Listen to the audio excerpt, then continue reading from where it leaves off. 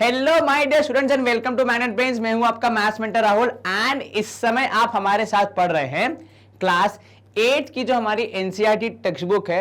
हम उसको एकदम अच्छे से समझने का प्रयास कर रहे हैं वीडियोस के थ्रू और अब तक हम पढ़ चुके हैं थर्ड चैप्टर की सेकेंड एक्सरसाइज का शटर हमने कर दिया था बंद, मतलब उसको हमने कर दिया था खत्म। आपको अगर मैं फटाफट रिवाइज कराऊं तो उस वीडियो में हमने देखा कि जो एक्सटीरियर एंगल होते हैं किसी भी पॉलीगन के, उनका सम कितना होता है, उस सम को निकालने की विधि क्या होती है, एवं इस पूरे कॉन्सेप्ट का मतलब sum of exterior angles of a polygon का एप्लीकेशन इन रेगुलर पॉलीगन। और रेगुलर पॉलीगन क्या होता है, मतलब जिसकी साइड्स होती हैं बराबर और एंगल्स भी होते हैं बराबर। यदि आप उस वीडियो को मिस कर चुके हैं तो डरने की कोई बात नहीं है। इसी वीडियो के पहले जो आप प्लेलिस्ट में अगर देखेंगे तो वहां पे आपको वो वीडियो आसानी से मिल जाएगा।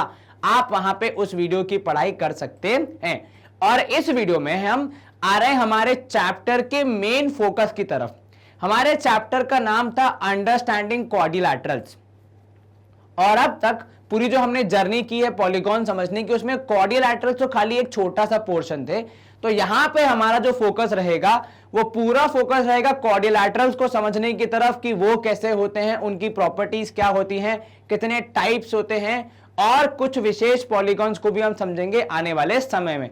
तो समय की बर्बादी ना करते हुए हम शुरू करते हैं हमारा जो सफर है आपके लिए। अगर आपको चाय कॉफी कुछ चाहिए तो मंगवा लीजिए अपने घर पे, किताब कॉपी तैयार रखिए, फॉर्मूले तैयार हैं, सब कुछ रेडी है। हमारा भी पढ़ने का मन है। यदि कलम आपको दिख रही है, कलम तो दिख रही है, कलम चलती हुई दिख रही है तो एक दबाइए, नहीं चलती हुई दिख रही है तो दो दबाइए, कोई समस्या नहीं है। चलिए इसी के साथ हम शुरू करते हैं हमारा पहला टॉपिक जो हमें पढ़ना है, टाइप्स ऑफ क्वाड्रिलैटरल्स। तो सबसे पहले हम क्वाड्रिलैटरल्स क्या होते हैं वो रिवाइज कर लेते हैं। तो हमने पढ़े थे पॉलीगॉन्स, ठीक है, पॉलीगॉन्स को हम अच्छे से समझ चुके हैं। अब इन पॉलीगॉन्स का नंबर ऑफ साइड्स के हिसाब से बंटवारा होता है, मतलब उनको हम कैटेगराइज करते हैं नंबर ऑफ साइड्स के हिसाब से। अगर 3 साइड्स हैं तो उसको हम क्या बोलते हैं, तो 3 साइड्स वाले को हम ट्राइंगल बोलते हैं जिसमें बहुत सारे टाइप्स होते हैं। जैसे एग्जांपल के तौर पे इक्विलैटरल, आइसोसेलेस और scalene triangle, then acute, obtuse, right angle, etcetera etcetera. ठीक है, इसी प्रकार जब आप 4 साइड्स वाले पॉलीगॉन की बात करते हैं, 4 साइड्स वाले पॉलीगॉन की जब बात करते हैं तो उनको हम बोलते हैं क्वाड्रिलैटरल। मतलब यदि किसी पॉलीगन के 4 साइड्स है तो उनको हम क्या बोलते हैं, क्वाड्रिलैटरल बोलते हैं। क्या आपको यह समझ में आया? Yes sir. अब क्वाड्रिलैटरल 4 साइड्स के होते हैं परंतु उन्हें बनाने का तरीका अलग अलग होता है। तो हम यहां पढ़ने वाले हैं टाइप्स ऑफ क्वाड्रिलैटरल, मतलब क्वाड्रिलैटरल के प्रकार। इसमें बेसिकली हम 3 टाइप पढ़ेंगे। एक होता है ट्रपेजियम, दूसरा होता है काइट और तीसरा होता है पैरेललोग्राम। ठीक है, यदि इन तीनों की कुछ स्पेसिफिक कंडीशंस हैं, ठीक है, और क्वाड्रिलैटरल, यदि कोई क्वाड्रिलैटरल इन तीनों की स्पेसिफिक कंडीशंस को, मतलब अलग अलग जो हैं, उनको कंप्लीट करता है तो उसको आप ये नाम दे देते हैं कि ये पर्टिकुलर क्वाड्रिलैटरल पैरेललोग्राम है, काइट है या फिर ट्रपेजियम है। सर मन में एक शंका है। जी हां, आपकी शंका मैं सुन सकता हूं। आपकी शंका यह है कि सर यदि कोई क्वाड्रिलैटरल ऐसा है कि जो ना पैरेललोग्राम की परीक्षा पास कर पाया, ना काइट की परीक्षा पास कर पाया, ना ट्रपेजियम की परीक्षा पास कर पाया, तो क्या वो क्वाड्रिलैटरल रहेगा? जी हां बिल्कुल। क्वाड्रिलैटरल के पास ये 3 ऑप्शन ही हैं, ऐसा कंपलसरी नहीं है। मतलब कोई क्वाड्रिलैटरल या तो ट्रपेजियम होगा या काइट होगा या पैरेललोग्राम होगा, ऐसा कोई रूल नहीं है। ऐसा कोई रूल नहीं है। मतलब ऐसा भी हो सकता है कि कोई एक ऐसा क्वाड्रिलैटरल हो जो ना काइट हो, ना ट्रपेजियम हो, ना पैरेललोग्राम हो, तो उसको आप केवल क्वाड्रिलैटरल ही बोलेंगे। ठीक है, क्या ये समझ में आया? Yes sir. तो यदि कोई क्वाड्रिलैटरल इनमें से किसी की भी परीक्षा को पास नहीं कर पाया तो उसको क्वाड्रिलैटरल फैमिली में रहने का अधिकार है, पूरा अधिकार है। बस ये तो खाली स्पेशल हो जाते हैं कि इनके पास कुछ विशेष ताकत है, कुछ विशेष क्वालिटीज हैं। अब उदाहरण के तौर पे हम ट्रपेजियम से शुरू करते हैं।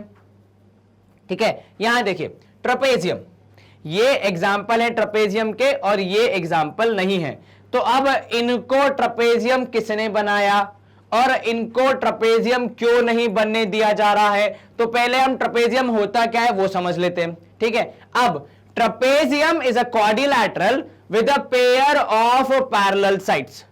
अब होता यह है कि एक क्वाड्रिलैटरल की कितनी साइड्स? सर 4, ठीक है। अब यदि आपके पास ऐसा संयोग बन जाए या फिर ऐसा कोई क्वाड्रिलैटरल मिल जाए जिसकी केवल एक पेयर ऑफ साइड, जिसकी एक पेयर ऑफ साइड्स हो जाती हैं पैरेलल, तो उनको आप क्या बोलते हैं? उनको आप बोलते हैं ट्रपेजियम। क्या बोला मैंने? यदि किसी क्वाड्रिलैटरल की मतलब चतुर्भुज मतलब 4 साइड्स वाले किसी भी पॉलीगन की कोई एक पेयर ऑफ साइड्स पैरेलल हो जाता है तो उन्हें आप कहते हैं ट्रपेजियम, ठीक है। जैसे यहां पे ये वाली साइड इसके पैरेलल है, दूसरी वाली से मुझे मतलब नहीं है वो पैरेलल है कि नहीं है, पर फिलहाल के लिए एक पेयर भी हो गया तो मैं उसको ट्रपेजियम बोलता हूं। यहां पे ये इसके पैरेलल है, यहां पे ये इसके पैरेलल और यहां पे ये इसके पैरेलल है। क्या आपको ये समझ में आया? Yes sir. कहीं कोई शंका मन में? No sir. तो क्वाड्रिलैटरल में क्या हो जाता है? अगर एक साइड पैरेलल तो उसको आप क्या बोलते हैं? ट्रपेजियम। तो इन सब में जैसा कि आप देख सकते हैं जहां पे एरो मार्क भी है और ये एरो मार्क दर्शाता है कि ये वाली साइड इस साइड के पैरेलल है, क्योंकि कई बार देखने में हमें समझ नहीं आता कौन किसके पैरेलल है। अब देखने में तो ये भी इसके पैरेलल लग रही है, परंतु किंतु जब तक निशान नहीं है, जब तक निशान नहीं है तब तक कुछ भी अज्यूम करना गलत होगा। आपको नहीं पता कि ये पैरेलल है या नहीं है, हो सकता है इनको जब आप एक्सटेंड करेंगे तो वो पैरेलल ना बचें। क्या आपको ये समझ में आया? Yes sir. जैसे यहां पे साफ साफ दिख रहा है ये दोनों पैरेलल हैं और ये दोनों पैरेलल नहीं है, वो आगे जाके मीट हो सकती है। कहीं कोई शंका मन में नहीं सर? अब यहां देख लीजिए, इनको पैरेलल क्यों नहीं, इनको ट्रपेजियम क्यों नहीं बोला जा रहा है? क्योंकि इसमें एक पेयर पैरेलल नहीं है, जैसा कि हम चित्र में देख सकते हैं। ये भी इसके पैरेलल नहीं है, यहां पे ये इसके पैरेलल नहीं है, ठीक है।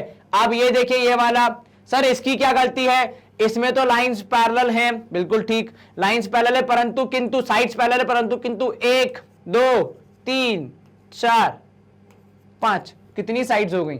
5। और 5 साइड वाले को क्वाड्रिलैटरल थोड़ी बोलते। और ट्रपेजियम की तो परिभाषा ही है कि यदि वो क्वाड्रिलैटरल होना चाहिए तब तो वो ट्रपेजियम बनेगा। मतलब अगर 5वीं पास नहीं की तो 6वीं में कैसे जाओगे? सिंपल सा लॉजिक है। तो पहले बनो क्वाड्रिलैटरल फिर बनोगे ट्रपेजियम। तो तुम तो भाई साहब क्वाड्रिलैटरल ही नहीं हो, ट्रपेजियम कहां से बनोगे? समझ में आया? Yes sir. तो ये थे ट्रपेजियम। ट्रपेजियम में क्या होता है? कोई एक पेयर ऑफ साइड्स पैरेलल होता है। चलिए यहां पे हम कर रहे हैं स्किंग टू क्लियर। आपको ट्रपेजियम समझ आ गया, ट्रपेजियम समझ आ गया, ऐसी मेरी आशा है। अगला हम देख लेते हैं काइट, ठीक है। ट्रपेजियम में क्या था? साइड्स पैरेलल, सारी नहीं, कोई एक पेयर ऑफ साइड्स। यहां पे kite is a special type of quadrilateral. Type kite क्या है? काइट एक टाइप है किसका? क्वाड्रिलैटरल का, वो तो हमें पता है। अब इसकी स्पेशलिटी क्या है? भाई स्पेशल तो है लेकिन क्या स्पेशलिटी वो बताइए, तब तो हमारे कुछ काम आएगा। तो भाई स्पेशलिटी ये है कि the sides with the same markings in each figure are equal. For example AB equal to AD and BC equal to CD। अब इसकी जो स्पेशलिटी है वो हम आपको दिखा रहे हैं चित्र के थ्रू। जरा यहां ध्यान दें, ये जो ABCD है ये एक काइट है। इसमें ये हो रहा है कि एक पेयर ऑफ एडजेसेंट साइड्स आपस में बराबर और यहां पे दूसरा पेयर ऑफ एडजेसेंट साइड्स आपस में बराबर। ये जो मार्किंग होती है, ये मार्किंग का मतलब है कि कौन किसके बराबर है। तो काइट में साइड्स बराबर होती हैं, लेकिन कौन सी? एक पेयर आजू बाजू का इस तरफ और एक पेयर आजू बाजू का उस तरफ। मतलब आपको दो डिस्टिंक्ट पेयर मिलते हैं। क्या मिलते हैं? अगर मैं शुद्ध मैथ्स की भाषा में बताऊं तो दो distinct pair, two distinct pair of adjacent sides being equal, of equal adjacent sides. ठीक है, इस सेंटेंस का मतलब क्या है? इस सेंटेंस का मतलब ये है कि जैसे अगर आप ABCD की बात करें तो ध्यान देना कि AB जो है वो AD के बराबर हो सकता है, पर AB BC के बराबर नहीं हो सकता। ये समझ में आया? अगर AB और BC बराबर हो गए तो फिर AD और DC को बराबर होना पड़ेगा, परंतु चारों साइड्स आपस में बराबर नहीं हो सकती। चारों साइड्स आपस में बराबर नहीं हो सकती। अगर ये वैल्यू 4 है और ये वैल्यू 4 है, दिस हैज टू बी 6 और 7 और 5 बट नॉट 4। 4 हो सकती है, 6 नहीं हो सकती। तो काइट क्या होती है? काइट एक क्वाड्रिलैटरल होता है जिसमें आपको दो डिस्टिंक्ट पेयर मिलते हैं। क्या मिलते हैं? दो डिस्टिंक्ट पेयर मिलते हैं, दो अलग अलग पेयर मिलते हैं। तो एक पेयर मिला आपको यहां पे AB और AD का, दूसरा पेयर मिला आपको BC और CD का। लेकिन ये पेयर कैसा होता है? पेयर होता है एडजेसेंट साइड्स का। कई बार पेयर अपोजिट साइड्स का भी हो सकता है, परंतु किंतु यहां पे क्या चाहिए आपको? एडजेसेंट साइड्स ही चाहिए। तो अपोजिट साइड नहीं, एडजेसेंट साइड चाहिए। सर अपोजिट साइड होगी तो क्या होगा? उसके बारे में मैं आपसे थोड़े समय के बाद चर्चा करूंगा। फिलहाल के लिए इस पे फोकस करें कि आपका जो काइट होगा उसकी एडजेसेंट साइड्स बराबर होनी चाहिए, लेकिन दो अलग अलग पेयर्स। उदाहरण के तौर पे यहां देखिए, यहां पे क्या है? अपोजिट साइड्स बराबर है। ठीक है, अपोजिट साइड्स बराबर होंगी तो वो काइट नहीं होगा, वो कुछ और होगा। क्या होगा वो हमें थोड़े समय पश्चात पता चलेगा। पर फिलहाल के लिए आपको क्या ध्यान रखना है कि जैसे यहां पे क्या है? यहां पे तीन साइड्स एक दूसरे के बराबर है, चौथी की कुछ अलग ही वैल्यू। उदाहरण के तौर पे मान लीजिए ये है 4 4 4 और ये है 3। ये नहीं चलेगा। क्या होना चाहिए? यदि ये है 4 ये भी है 4 तो इसको 3 और इसको भी 3 होना पड़ेगा, तब वो क्वाड्रिलैटरल काइट बनेगा। तो काइट के कुछ ज्यादा ही नखरे हैं कि उसकी एडजेसेंट साइड्स बराबर होंगी, लेकिन सारी नहीं, आपको दो अलग अलग पेयर चाहिए। ठीक है, जैसा कि हमने यहां पे एग्जांपल्स में देखा कि ये वाली साइड इसके बराबर है और इधर वाली साइड के बराबर है, परंतु किंतु ये इसके बराबर नहीं है। और यदि ये इसके बराबर हो जाएगी तो वो काइट नहीं रहेगा, वो कुछ और बन जाएगा। तो क्या ध्यान रखना है आपको कि एडजेसेंट साइड्स बराबर होंगी दो, लेकिन दो अलग अलग पेयर बनने चाहिए। सेम पेयर नहीं होना चाहिए, चारों एक दूसरे के बराबर नहीं होनी चाहिए। Two distinct pair of equal adjacent sides, ये है काइट की खूबी। क्या आपको ये समझ में आया? Yes sir. अब आते हैं हमारे मेन पॉइंट की तरफ, जहां पे हमारा चैप्टर पूरा रुक करेगा, और वो है ये। इस प्राणी का नाम है पैरेललोग्राम। यह प्राणी समस्त संसार में विचरण करता है। तो इसी से हम डिस्कवरी से आ गए हैं मैथ्स के चैनल पे वापस। तो अब यहां अगर देखना चाहें तो पैरेललोग्राम क्वाड्रिलैटरल्स का एक ऐसा हिस्सा है जो कि हमारे लिए काफी इंपॉर्टेंट है। अब पैरेललोग्राम होता क्या है? तो पैरेललोग्राम की जब आप परिभाषा पढ़ते हैं जो कि यहां लिखी हुई है, a parallelogram is a quadrilateral, a parallelogram is a quadrilateral whose opposite sides are parallel। आपने ट्रेपेजियम पढ़ा, ट्रेपेजियम में क्या था? एक पेयर ऑफ साइड्स पैरेलल। आपने काइट पढ़ा, उसमें क्या था? उसमें दो distinct pair of adjacent sides being equal था। मतलब दो ऐसे पेयर्स जहां पे एडजेसेंट साइड्स बराबर होंगी पर दो पेयर चाहिए। ठीक है, अब पैरेललोग्राम क्या है? पैरेललोग्राम में होता है चारों साइड्स की बात। ठीक है, जिसमें आपको AB पैरेलल टू CD है, जैसा कि यहां लिखा है AB पैरेलल टू DC, और AD is parallel to BC। इसमें चारों साइड्स इन्वॉल्व होती हैं और इसमें बेसिकली पूरा का पूरा क्वाड्रिलैटरल ही इन्वॉल्व होता है। तो यहां आपको क्या ध्यान देना है? यहां आपको यह ध्यान देना है कि अपोजिट साइड्स क्या होनी चाहिए? अपोजिट साइड्स पैरेलल होनी चाहिए।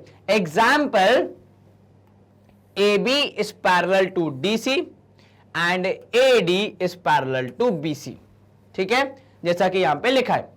अब नीचे एक और एग्जांपल देखते हैं, इसमें क्या हो रहा है? इसमें QP is parallel to SR, ठीक है, and QS is parallel to PR। अच्छा, एक बात जो यहां पे ध्यान देनी वो ये कि लिखने का तरीका देखिए, ए से बी जा रही है अगर साइड जा रही है ए से बी, तो यहां पे भी साइड जा रही है डी से सी, सेम डायरेक्शन। आप अगर ये लिखते हैं कि A B is parallel to C D, तो ये गलत हो जाता है।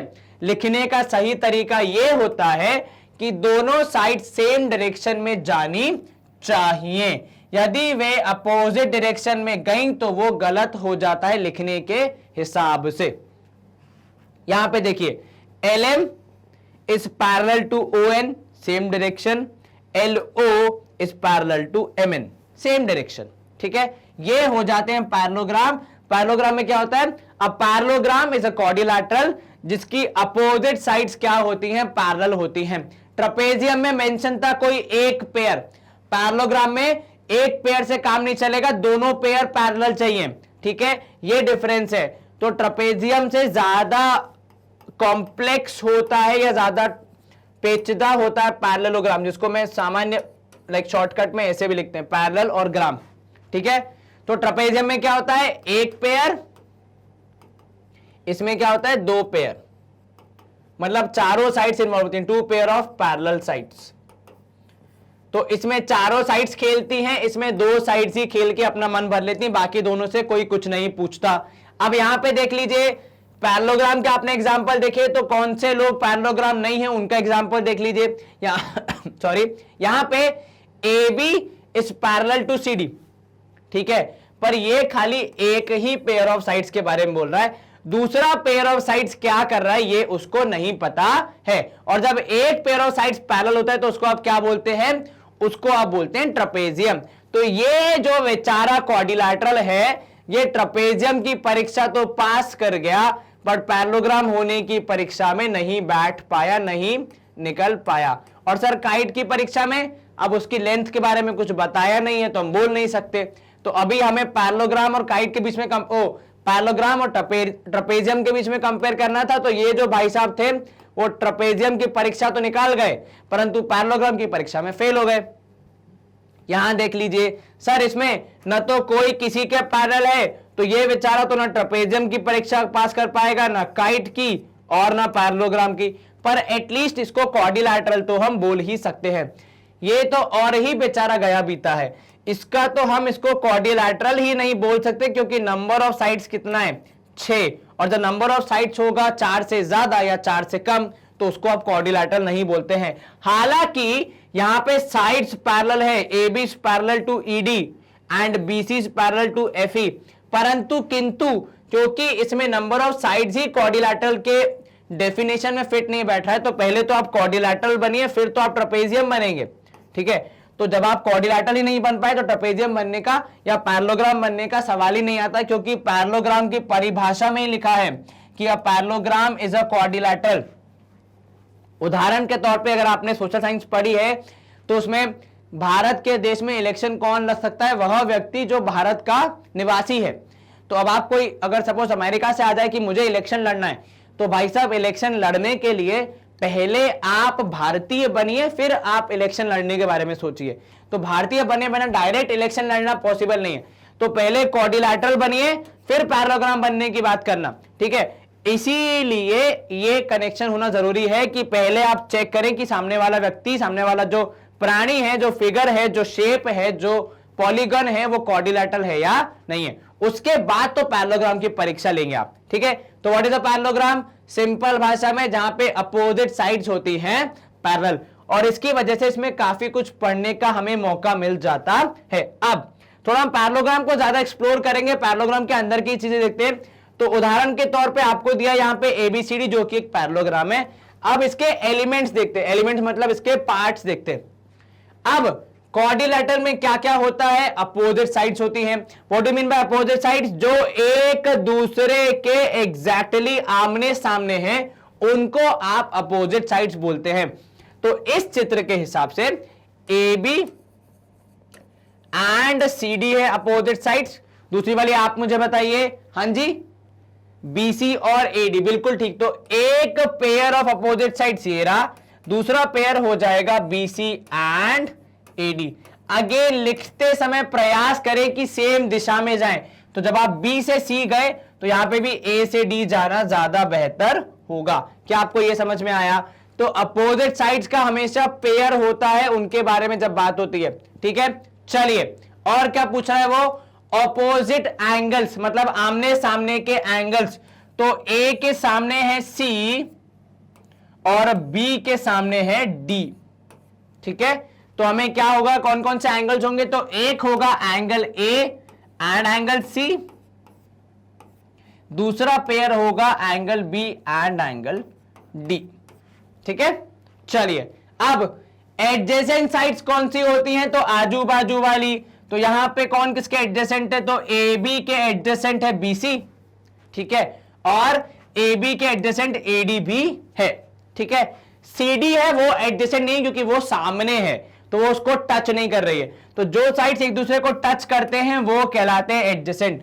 तो ए बी है एडजेसेंट किसके, बी सी और ए डी के, ठीक है। ऐसे ही बी सी एडजेसेंट किसके है, तो भाई साहब बी सी है एडजेसेंट ए बी के और सी डी के। ऐसे ही आप सारी साइड्स के लिए लिख सकते हैं, कोई समस्या नहीं आनी चाहिए। चलिए अब हम बात करते हैं एडजेसेंट एंगल्स की। अब जब एडजेसेंट साइड्स का मतलब क्या होता है सर, आजू बाजू वाले, ठीक है। तो आपके हिसाब से यहां पे एंगल ए के आजू बाजू में कौन सा एंगल है, सर एंगल बी है और एंगल डी है, ठीक है। तो एंगल ए के एडजेसेंट है एंगल बी या फिर एंगल डी। एंगल बी के एडजेसेंट कौन है बता सकते हो मुझे, तो सर एंगल बी के एडजेसेंट है, मतलब आजू बाजू में है ए और सी। जो बचा हुआ एंगल डी है उसको तो आपने पहले ही डिक्लेयर कर दिया है, वो है अपोजिट एंगल। मतलब एक पैरेललोग्राम में हर एक चीज कनेक्टेड होती है, कोई ना कोई रिश्ता होता है। अब एंगल बी का रिश्ता एंगल डी से तो अपोजिट एंगल का, एंगल बी का रिश्ता एंगल ए से तो एडजेसेंट एंगल का, एंगल बी का रिश्ता एंगल सी से तो एडजेसेंट एंगल का। अब एंगल ए का रिश्ता एंगल सी से अपोजिट एंगल का, एंगल ए का रिश्ता एंगल बी से एडजेसेंट एंगल का, एंगल ए का रिश्ता एंगल डी से एडजेसेंट एंगल का। तो पैरेललोग्राम में होता यह है कि हर एक चीज एक दूसरे से कनेक्टेड रहती है, इसीलिए हमने ये एलिमेंट्स पढ़े। और क्योंकि पैरेललोग्राम को इतनी सारी क्वालिटीज मिली, कौन कौन सी, लाइंस पैरेलल होने की क्वालिटी, एंगल्स के बारे में और साइड्स के बारे में हम ज्यादा चीजें पता कर सकते हैं।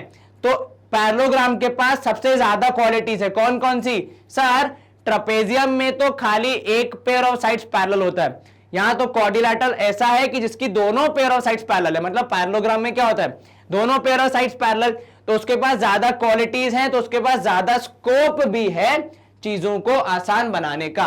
और हमने ये जो टर्म्स पढ़ी या समझी हैं, इसका उपयोग हम करेंगे पैरेललोग्राम की प्रॉपर्टीज को समझने के लिए, ठीक है।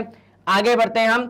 सर ना what are these properties, properties का मतलब क्या होता है सबसे पहले, तो स्टूडेंट्स किसी भी पर्टिकुलर शेप का या फिगर का उसके स्ट्रक्चर की वजह से उसको कुछ स्पेशल पावर्स मिलती हैं, ठीक है। इन स्पेशल पावर्स को आप बोलते हैं प्रॉपर्टीज। मतलब पैरेललोग्राम होने की वजह से वो जो हमारा गिवन क्वाड्रिलैटरल है, मान लीजिए एबीसीडी, ठीक है, जो हमारा क्वाड्रिलैटरल एबीसीडी जो हमने पिछले स्लाइड में दिखाया था, पिछले स्लाइड में अगर मैं दोबारा लेके जाऊं आपको, तो ये जो एबीसीडी है, क्योंकि ये पैरेललोग्राम है, इसके पास कुछ स्पेशल पावर्स आ जाती है एज अ शेप। तो इसके साथ मैथमेटिकली चीजें कर पाना, इसकी मैथमेटिकली हेल्प कर पाना हमारे लिए आसान हो जाता है। तो ये जो पावर्स हैं, जब आप इन पावर्स को पढ़ते हैं, इन शक्तियों को पढ़ते हैं, क्योंकि इसकी बनावट ऐसी है, इसका स्ट्रक्चर ऐसा है, क्योंकि ये क्वाड्रिलैटरल पैरेललोग्राम है, तो इसकी बनावट ऐसी है, उस वजह से जो स्पेशल पावर्स इसको मिलती है उनको पढ़ना हम कहते हैं प्रॉपर्टीज को स्टडी करना। अब उदाहरण के लिए जो पहली प्रॉपर्टी वो क्या बोलती है, the opposite sides of a parallelogram are of equal length. मतलब यदि एक क्वाड्रिलैटरल पैरेललोग्राम बन जाता है तो उसकी अपोजिट साइड्स बराबर हो जाती हैं। मतलब अगर आपके पास एक पैरेललोग्राम है एबीसीडी, कुछ इस प्रकार से मान लीजिए, तो अगर ये पैरेललोग्राम है तो AB बराबर होगा CD के, और AB बराबर होगा, सॉरी किसके, अगर हम सेम फ्लो में जाएंगे तो AB बराबर होगा DC के, एंड BC बराबर होगा AD के। ठीक है, क्या बोला मैंने? यदि आप एक पैरेललोग्राम बनाते हैं तो उसके पास पहली ताकत जो आती है वो ये आती है कि उसकी अपोजिट साइड्स बराबर हो जाती हैं, और इससे हमें काफी मदद मिलती है। अब इसको समझने के लिए हमारे पास एक ट्राइडीज है टेक्स्ट बुक में, हमने उसको भी यहां पे कैप्चर किया, उसको भी यहां पे हम समझा रहे हैं। तो क्या कह रहा है ये ट्राइडीज का क्वेश्चन है कि take two identical set squares with angles 30, 60 and 90। आप सबके पास सेट स्क्वायर होंगे घर में?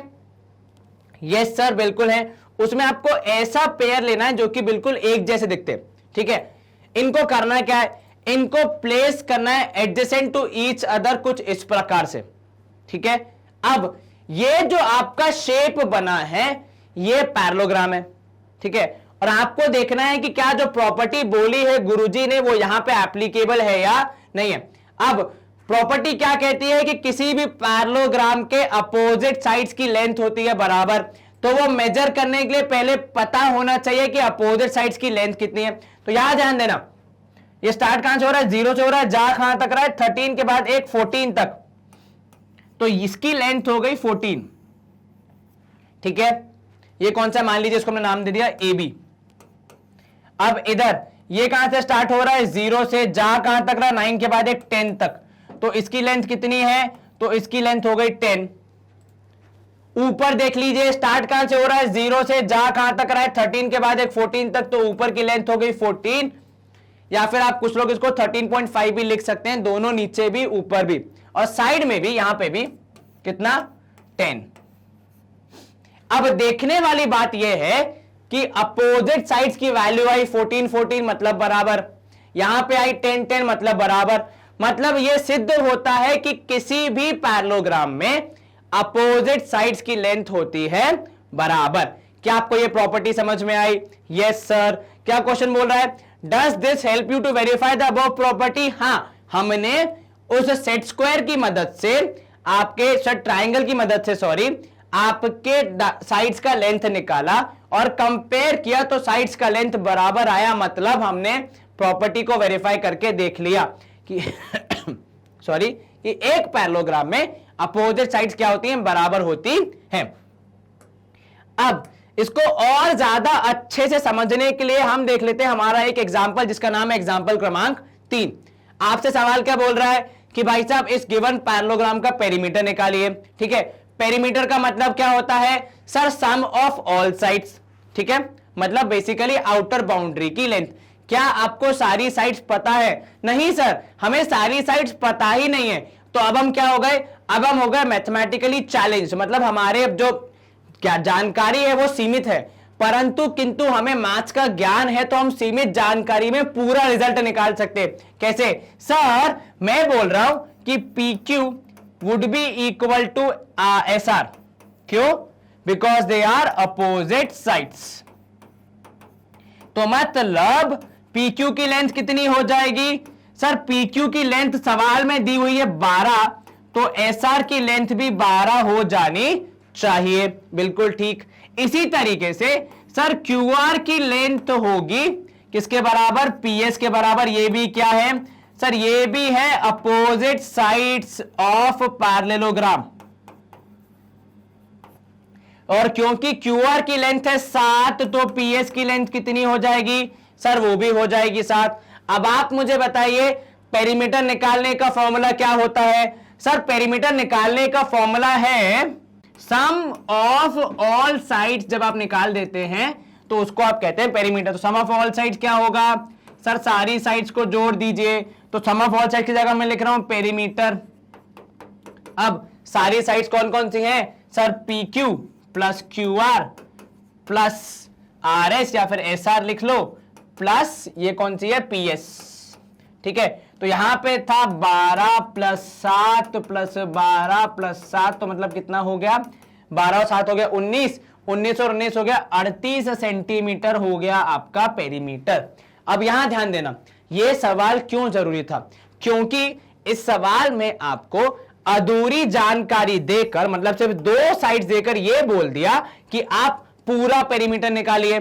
ठीक है। तो हमें क्या किया उन्होंने, हमें मैथ्स के भाषा में कहें तो चैलेंज कर दिया कि हम आपको तो इतनी ही जानकारी देंगे, आप पूरी निकालिए। अब क्योंकि ये पैरेललोग्राम था और इसकी हमने प्रॉपर्टी पढ़ी है जो कहती है कि अपोजिट साइड्स आर इक्वल, तो उस प्रॉपर्टी का, उस ज्ञान का इस्तेमाल करके हमने अधूरी जानकारी से पूरा रिजल्ट निकाल दिया।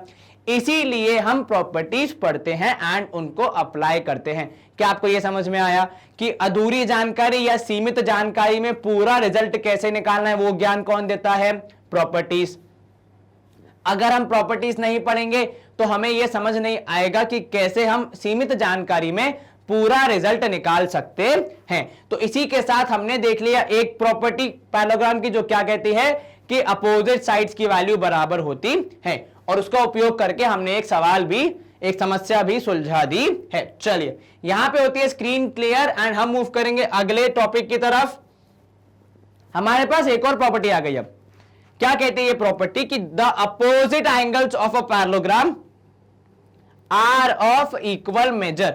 अब आपने जो पिछली प्रॉपर्टी पढ़ी थी वो कहती है कि अपोजिट साइड्स बराबर होती है, पर यह प्रॉपर्टी कह रही है कि सिर्फ साइड्स नहीं, अपोजिट एंगल्स भी बराबर होते हैं। और ये कैसे होगा, तो मान लीजिए अगर आपके पास एक पैरेललोग्राम है ABCD, क्या है, एक पैरेललोग्राम है ABCD, दिख नहीं रहा पैरेललोग्राम की तरह, कोशिश करते हैं बनाने की क्योंकि बहुत टफ हो जाता है इस तरीके से बना पाना, ठीक है। चलिए तो आपके पास यदि एक पैरेललोग्राम है ABCD, तो हम ये बोल सकते हैं कि क्योंकि ये पैरेललोग्राम है तो एंगल A बराबर होगा एंगल C के और एंगल B बराबर होगा एंगल D के। उदाहरण के तौर पे हमारे पास फिर से वो सेट स्क्वायर का वो रखा हुआ है, सेट रखा है इस तरीके से कनेक्टेड, जैसे कि आप डायग्राम में देख रहे हैं। इसमें ये एंगल कितना होगा आपको पता है सर 90 डिग्री, ये एंगल कितना है आपको पता है सर 90 डिग्री। तो ये जो पैरेललोग्राम है इसमें आप क्या देख सकते हैं कि अपोजिट एंगल्स हो गए बराबर, मतलब 90। और यदि आप इन दोनों पेयर्स को भी देखेंगे तो वो भी एंगल कितने हो जाते हैं, तो ये भी 90 और ये भी 90। तो यहां पे भी क्या हो जाता है, पैरेललोग्राम के अपोजिट एंगल्स हो जाते हैं बराबर। क्या आपको यह समझ में आया? Yes sir. तो किसी भी पैरेललोग्राम के अपोजिट साइड्स की वैल्यू बराबर और अपोजिट एंगल्स भी हो जाते हैं बराबर। क्या आपको यह समझ में आया? Yes sir. इसी कॉन्सेप्ट से जुड़ा एक सवाल भी देख लेते हैं हम लोग। एग्जाम्पल 4 क्या कह रहा है आपसे? आपसे कह रहा है कि in figure 3.6 best is a parallelogram, find the value of x Y and Z. आपको एक्स वाई जेड तीनों की वैल्यू बतानी है, ठीक है। तो यदि आप ध्यान से देखेंगे क्या बोला आपको कि BEST इज अ पैरेललोग्राम। क्या है? एक पैरेललोग्राम है। यहां पे अभी मैं एक काम कर रहा हूं, खाली एक्स और वाई की वैल्यू, खाली एक्स की वैल्यू निकाल रहा हूं, ठीक है।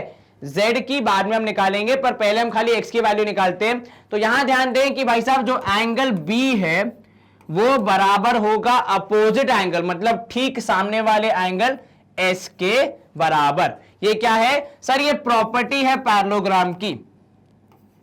तो अपोजिट एंगल्स ऑफ पैरेललोग्राम, ठीक है। क्या बोला आपने कि अपोजिट एंगल्स ऑफ पैरेललोग्राम है, इसलिए एंगल बी और एंगल एस बराबर हो गए। तो एंगल बी की वैल्यू है 100 और एस की वैल्यू है एक्स। तो आपने एक्स की वैल्यू कितनी निकाल दी? तो एक्स की वैल्यू हमने निकाल दी 100 डिग्री। कितनी? 100 डिग्री। तो आपके पास केवल सीमित जानकारी थी, आपके पास पैरेललोग्राम का एक ही एंगल था, परंतु किंतु क्योंकि आपके पास प्रॉपर्टीज का ज्ञान था आपने एक्स भी निकाल दिया। सोचिए कितने महान है आप। समझ में आया ये कैसे निकाला हमने कि भाई अपोजिट एंगल्स बराबर होते हैं, तो अगर ये 100 है तो वो भी 100 होगा। अब इसी के साथ y और z भी हमें निकालना है, ठीक है। परंतु फिलहाल के लिए मैं y और z नहीं निकाल रहा हूं। मैं वापस आऊंगा सवाल पे क्योंकि एक प्रॉपर्टी हमें पढ़नी है इसके पहले, ठीक है। तो जरा सा हम आगे बढ़ेंगे और हम नेक्स्ट प्रॉपर्टी को पढ़ते हुए वापस इस एग्जांपल पे आएंगे, ठीक है। अब नेक्स्ट प्रॉपर्टी क्या कहती है हमारी? नेक्स्ट प्रॉपर्टी जो है पैरेललोग्राम की वो ये कहती है कि adjacent angles in a parallelogram are supplementary. 2-3 words तो यहां पे आपको ध्यान देने। पहला वर्ड जो आपको ध्यान देना है वो ये कि सर एडजेसेंट एंगल्स क्या होते हैं। अगर मैं इस चित्र का इस्तेमाल करके बताऊं तो एडजेसेंट एंगल्स हमने पढ़े थे कि आजू बाजू के एंगल्स, मतलब इस चित्र के हिसाब से इस अगर इसको हम कंसीडर करें पैरेललोग्राम, तो एंगल आर और एंगल आई ये क्या हो गए, ये हो गए एडजेसेंट एंगल्स। अब इनके बारे में क्या बोल रहे हैं, the adjacent angles in a parallelogram are supplementary. Sir what is supplementary? Supplementary को याद करने का एक तरीका देखो, दो वर्ड होते हैं, एक होता है कॉम्प्लीमेंट्री और एक होता है सप्लीमेंट्री, ठीक है। अक्सर हम लोग इसमें कंफ्यूज होते हैं कि सर कॉम्प्लीमेंट्री कौन से, सप्लीमेंट्री कौन से। बिल्कुल ठीक होते हैं कि नहीं। मैंने कैसे याद किया था मेरे बचपन में, तो मैंने याद किया था ऐसे कि भाई साहब कॉम्प्लीमेंट्री जो वर्ड है वो शुरू होता है सी से, ठीक है, और सप्लीमेंट्री जो वर्ड है वो शुरू होता है एस से।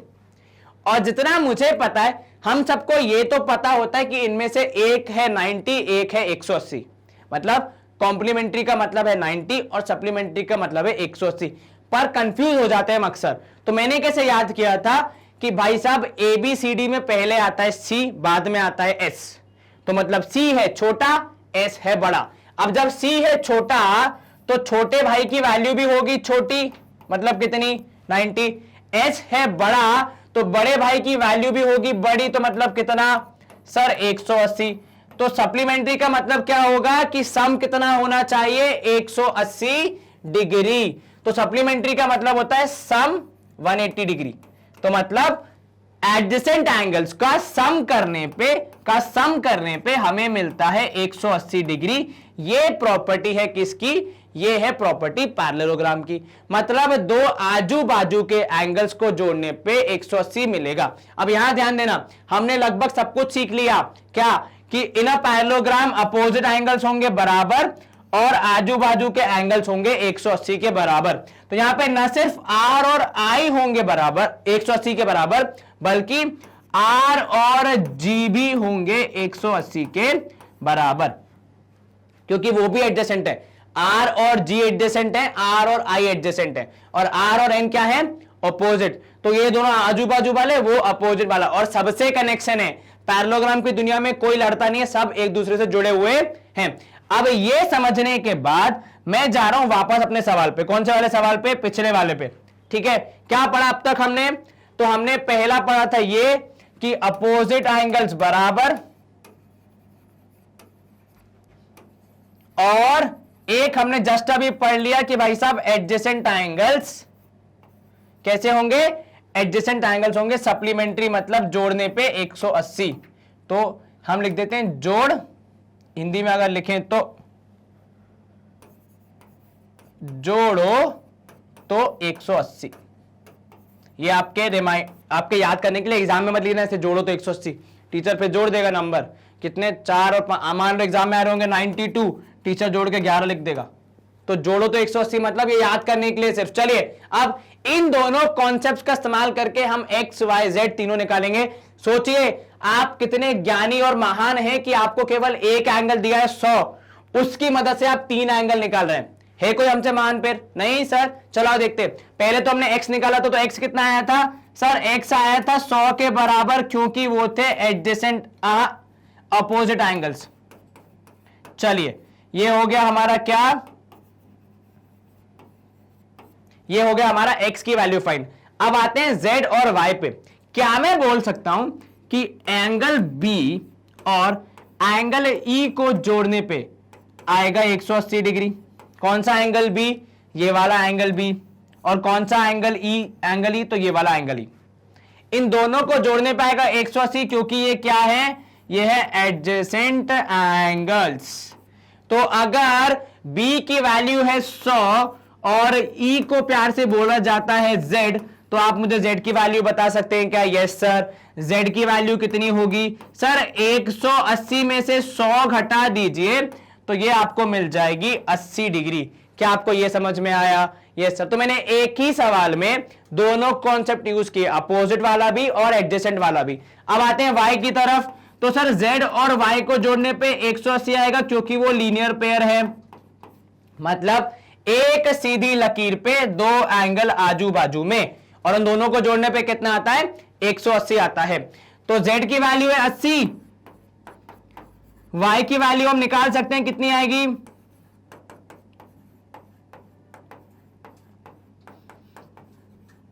100 डिग्री आएगी मेरे हिसाब से। तो क्या किया मैंने सर, z की वैल्यू थी 80 तो y की वैल्यू हो जाएगी 100, बिकॉज इन दोनों को जोड़ने पे आता है 180। तो ये है आपके विद्यार्थी होने की ताकत।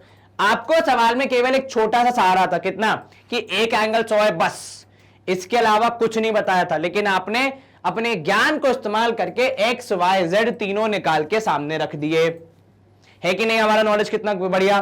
चलिए, तो क्या करना है आपको, क्या याद रखना है, कौन सी प्रॉपर्टीज अब तक 3 पढ़ चुके हैं, कौन कौन सी, अपोजिट साइड्स बराबर, अपोजिट एंगल बराबर, और एडजेसेंट एंगल्स सप्लीमेंट्री, मतलब जोड़ो तो 180। चलिए, यहां पे मैं कर रहा हूं स्क्रीन को क्लियर एंड हम कर लेते हैं अगले एग्जांपल की तरफ रुख, जो कि हमारी प्रॉपर्टी से कनेक्टेड है। क्या बोल रहा है कि आपको एंगल आर दिया है कितना, 70 डिग्री, और आपको बाकी तीनों एंगल निकालने हैं। फिर से ज्ञान का इस्तेमाल करना है, दुनिया में सबसे आसान है। क्या बोल रहा है आपको कि सिर्फ एक एंगल दूंगा भाई, सिर्फ एक, बाकी तीनों निकालो। और ना हम कंपास यूज करेंगे, ना हम कोई तीर, ना तलवार, सिर्फ ये कलम का इस्तेमाल करके सब चीज हो जाएंगे। चलो यहां ध्यान दो, सबसे पहले मैं बोल रहा हूं कि R और I होंगे जोड़ने पे 180। कितने, ऐसा क्यों होगा, क्योंकि सर R और I है आजू बाजू के एंगल, जिनको हम अंग्रेजी में बोलते हैं एडजेसेंट एंगल्स।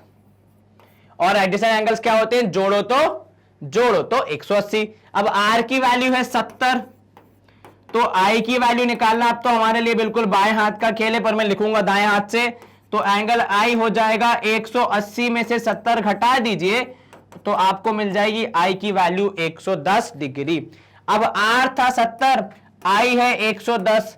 क्या हमने सारे एंगल निकाल दिए, नहीं सर, अभी N और G बाकी है। तो मैं यहां पे लिख रहा हूं कि R बराबर है N के। सर किस खुशी में भाई साहब, R बराबर है N के, क्योंकि वो है अपोजिट एंगल। तो यदि R है 70 तो N को भी होना पड़ेगा 70 डिग्री के बराबर। तो भैया सब मिलजुल के रहते हैं। N ने बोला भाई मेरी मदद करो, मेरी वैल्यू निकालो, तो R ने बोला मैं आपकी मदद करूंगा। तो ये कितना होगा, 70 और N की वैल्यू के बराबर। चलिए, ये हो गया। अब बचा कौन सा, G बचा। तो जो G है वो किसके बराबर है, उसकी मदद कौन करेगा, उसकी मदद यूं तो R, I और N तीनों कर सकते हैं। तो आप जिस तरीके से मदद करना चाहें उस तरीके से कर सकते हैं, परंतु मैं थोड़ा तो आलसी आदमी ठहरा, तो मैं मिनिमम मेहनत में मैक्सिमम रिजल्ट निकाल रहा हूं कि एक ही स्टेप में मेरा आंसर आ जाए। तो G और I होंगे बराबर, क्योंकि वो भी है अपोजिट एंगल्स, और G की वैल्यू है 100। G की वैल्यू हमें पता करनी है, I की वैल्यू सवाल में दी है 110 डिग्री, मतलब हमने ऊपर फाइंड की है 110। तो हमने ING सारे एंगल्स निकाल दिए। लेकिन आपको खुद पे गर्व होना चाहिए, क्योंकि आपको एक ही एंगल गिवन था और बाकी तीनों आपने अपने ज्ञान के थ्रू निकाल लिए। क्या आपको यह समझ में आया? Yes sir. चलिए, तो यहां पे अगर आपको कॉपी करना है तो कर लीजिए। मैं स्क्रीन कर रहा हूं क्लियर, 2 मिनट के बाद 1 2 स्क्रीन होती है यहां पे क्लियर, एंड हम मूव करेंगे अगले प्रश्न या अगले कॉन्सेप्ट की तरफ। अगली प्रॉपर्टी जो है हमारी, वो में क्या सिखाती है, the property says that the diagonals of a parallelogram bisect each other. तो यहां पे आपको जो चीजें याद होनी चाहिए, डायगोनल क्या होती है, पैरेललोग्राम क्या होता है और बाइसेक्ट करना क्या होता है, इन 3 चीजों पे हमारा ध्यान रहेगा पूरी तरीके से। अब जरा यहां ध्यान दें, ठीक है। सबसे पहले बात करते हैं what is a parallelogram. Sir, एक पैरेललोग्राम जो होता है वो एक क्वाड्रिलैटरल होता है, बहुत अच्छी बात। लेकिन उस क्वाड्रिलैटरल की क्या खूबी होती है कि उसकी अपोजिट साइड्स जो होती हैं वो पैरेलल होती है। तो कुछ इस प्रकार से यदि मैं बनाऊं तो ये कुछ पैरेललोग्राम जैसा दिख रहा है। अब ये है ABCD। अच्छा, मुझे एक बात बताइए, ये जो AB BC CD और DA है, इनको हम क्या बोलते हैं? हाँ जी, साइड्स, बिल्कुल ठीक। ये है हमारे साइड्स ऑफ द पैरेललोग्राम, ठीक है। परंतु किंतु जब आप फोकस करेंगे यहां पे, तो जो A है ये B से जुड़ा हुआ है और ये D से जुड़ा हुआ है। ये किससे नहीं जुड़ा हुआ है? तो वो है पॉइंट C। और जब आप इस A और C को जोड़ते हैं तो जो लाइन सेगमेंट बनता है उसको आप बोलते हैं डायगोनल। क्या बोलते हैं? डायगोनल।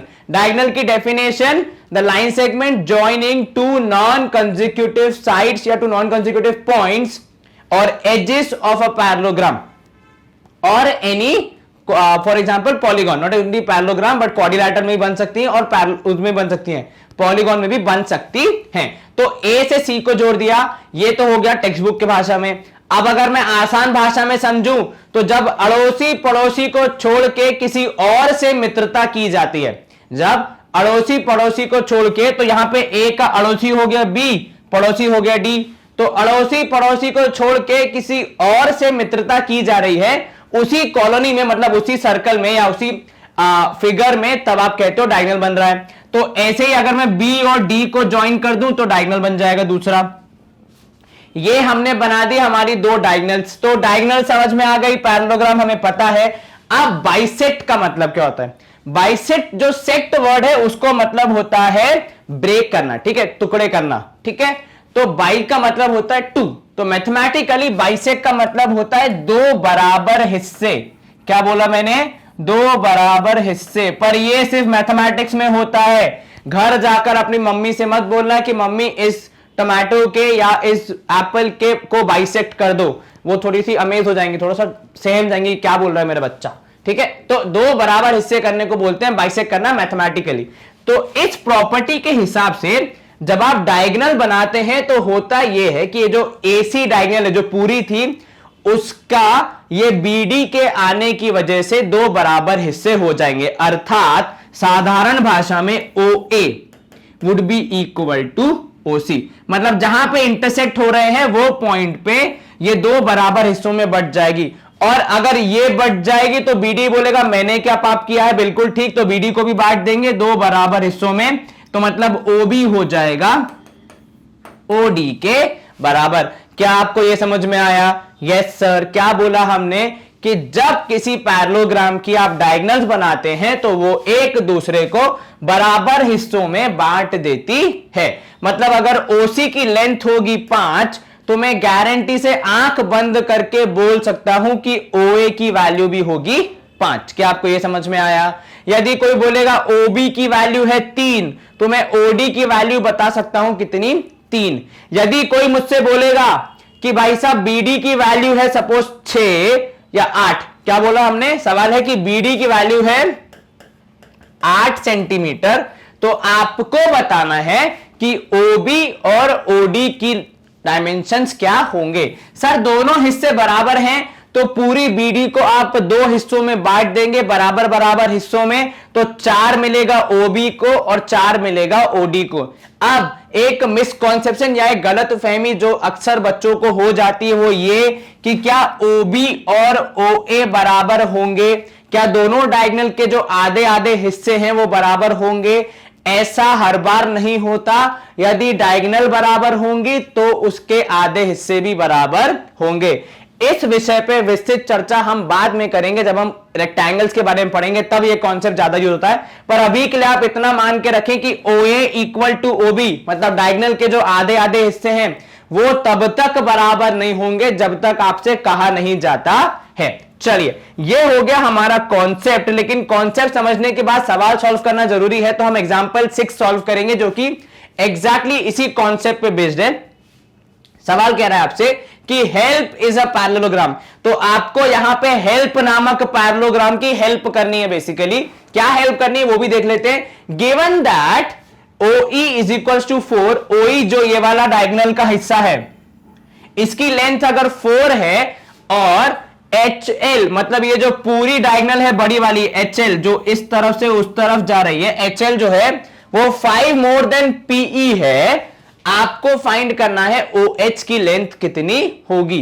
अब इसको सॉल्व करने का जरा हम रोड मैप सोच लेते हैं। देखो मैं अगर साधारण भाषा में समझाऊं तो मैं क्या करूंगा, पहले मुझे पता है कि OE की लेंथ 4 है, इससे मैं ये बोल सकता हूं कि जो ये OP है इसकी लेंथ भी 4 होगी। सर ऐसे कैसे बोल सकते हैं आप? बिल्कुल ठीक, रीजन दे रहा हूं, अब रीजन क्या होगा यहां पे कि भाई डायगोनल्स जो होती हैं पैरेललोग्राम की वो बाइसेक्ट करती हैं, मतलब ये वाला हिस्सा जितना होगा ऊपर वाला हिस्सा भी उतना होगा, तो नीचे का 4 तो ऊपर का भी 4। बिल्कुल ठीक सर। तो मतलब इसके हिसाब से अगर ये 4 है तो पूरा पीई कितना हो जाएगा, तो सर पूरा पीई हो जाएगा 8 सेंटीमीटर। बिल्कुल ठीक, सही जवाब। अब अगर आपको HL मालूम चल जाए तो आप OH पता लगा सकते हैं, क्योंकि HL का हिस्सा है OH। तो जब पूरी कहानी मालूम चल जाएगी तो उसका हिस्सा भी हम निकाल ही लेंगे। तो HL के बारे में क्या बोल रहे हैं, वो है P से 5 ज्यादा, तो PE की लेंथ से हम HL निकालेंगे, फिर HL की लेंथ से OH निकालेंगे। क्या आपको रोड मैप समझ में आया? जी सर। अब एग्जाम में बातें करने के मार्क्स तो मिलते नहीं है, तो हम इसको सॉल्व करते हैं अच्छे से प्रॉपर्ली। चलिए सबसे पहले हम क्या स्टार्ट करेंगे, इन पैरेललोग्राम HELP, हेल्प। तो लेट्स हेल्प हम हेल्प की हेल्प करते हैं। सबसे पहले मैं लिख रहा हूं OE is equal to OP, या फिर इससे पहले भी अगर मैं सिस्टमैटिक तरीके से लिखूं, सबसे पहले मैं लिख रहा हूं कि HL, या फिर ऐसे लिख लेते हैं डायगोनल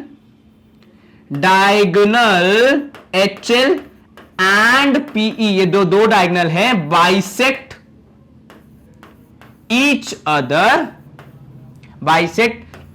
अदर एट किसमें, एट O। ये क्या लिख दिया मैंने, ये जो एक दो स्टेटमेंट मैंने लिखे ये मेरी पूरी कहानी बयां कर रहे हैं कि एक पैरेललोग्राम है, उसके डायगोनल्स हैं तो वो बाइसेक्ट करेंगे। ठीक है, अब इससे मुझे क्या मिलेगा, तो इससे मुझे पहले मिलेगा कि OE is equal to OP, क्योंकि आपने ऊपर ही लिख दिया है कि भाई साहब डायगोनल्स बाइसेक्ट करती हैं एक दूसरे को। कहां पे कर रही है, पॉइंट O पे कर रही है, इसलिए OE इक्वल्स टू OP। तो जब OE की लेंथ है 4 तो OP की लेंथ भी हो जाएगी 4, और ब्रैकेट में लिख रहा हूं मैं गिवन, क्योंकि मैंने OE की जगह 4 लिख दिया।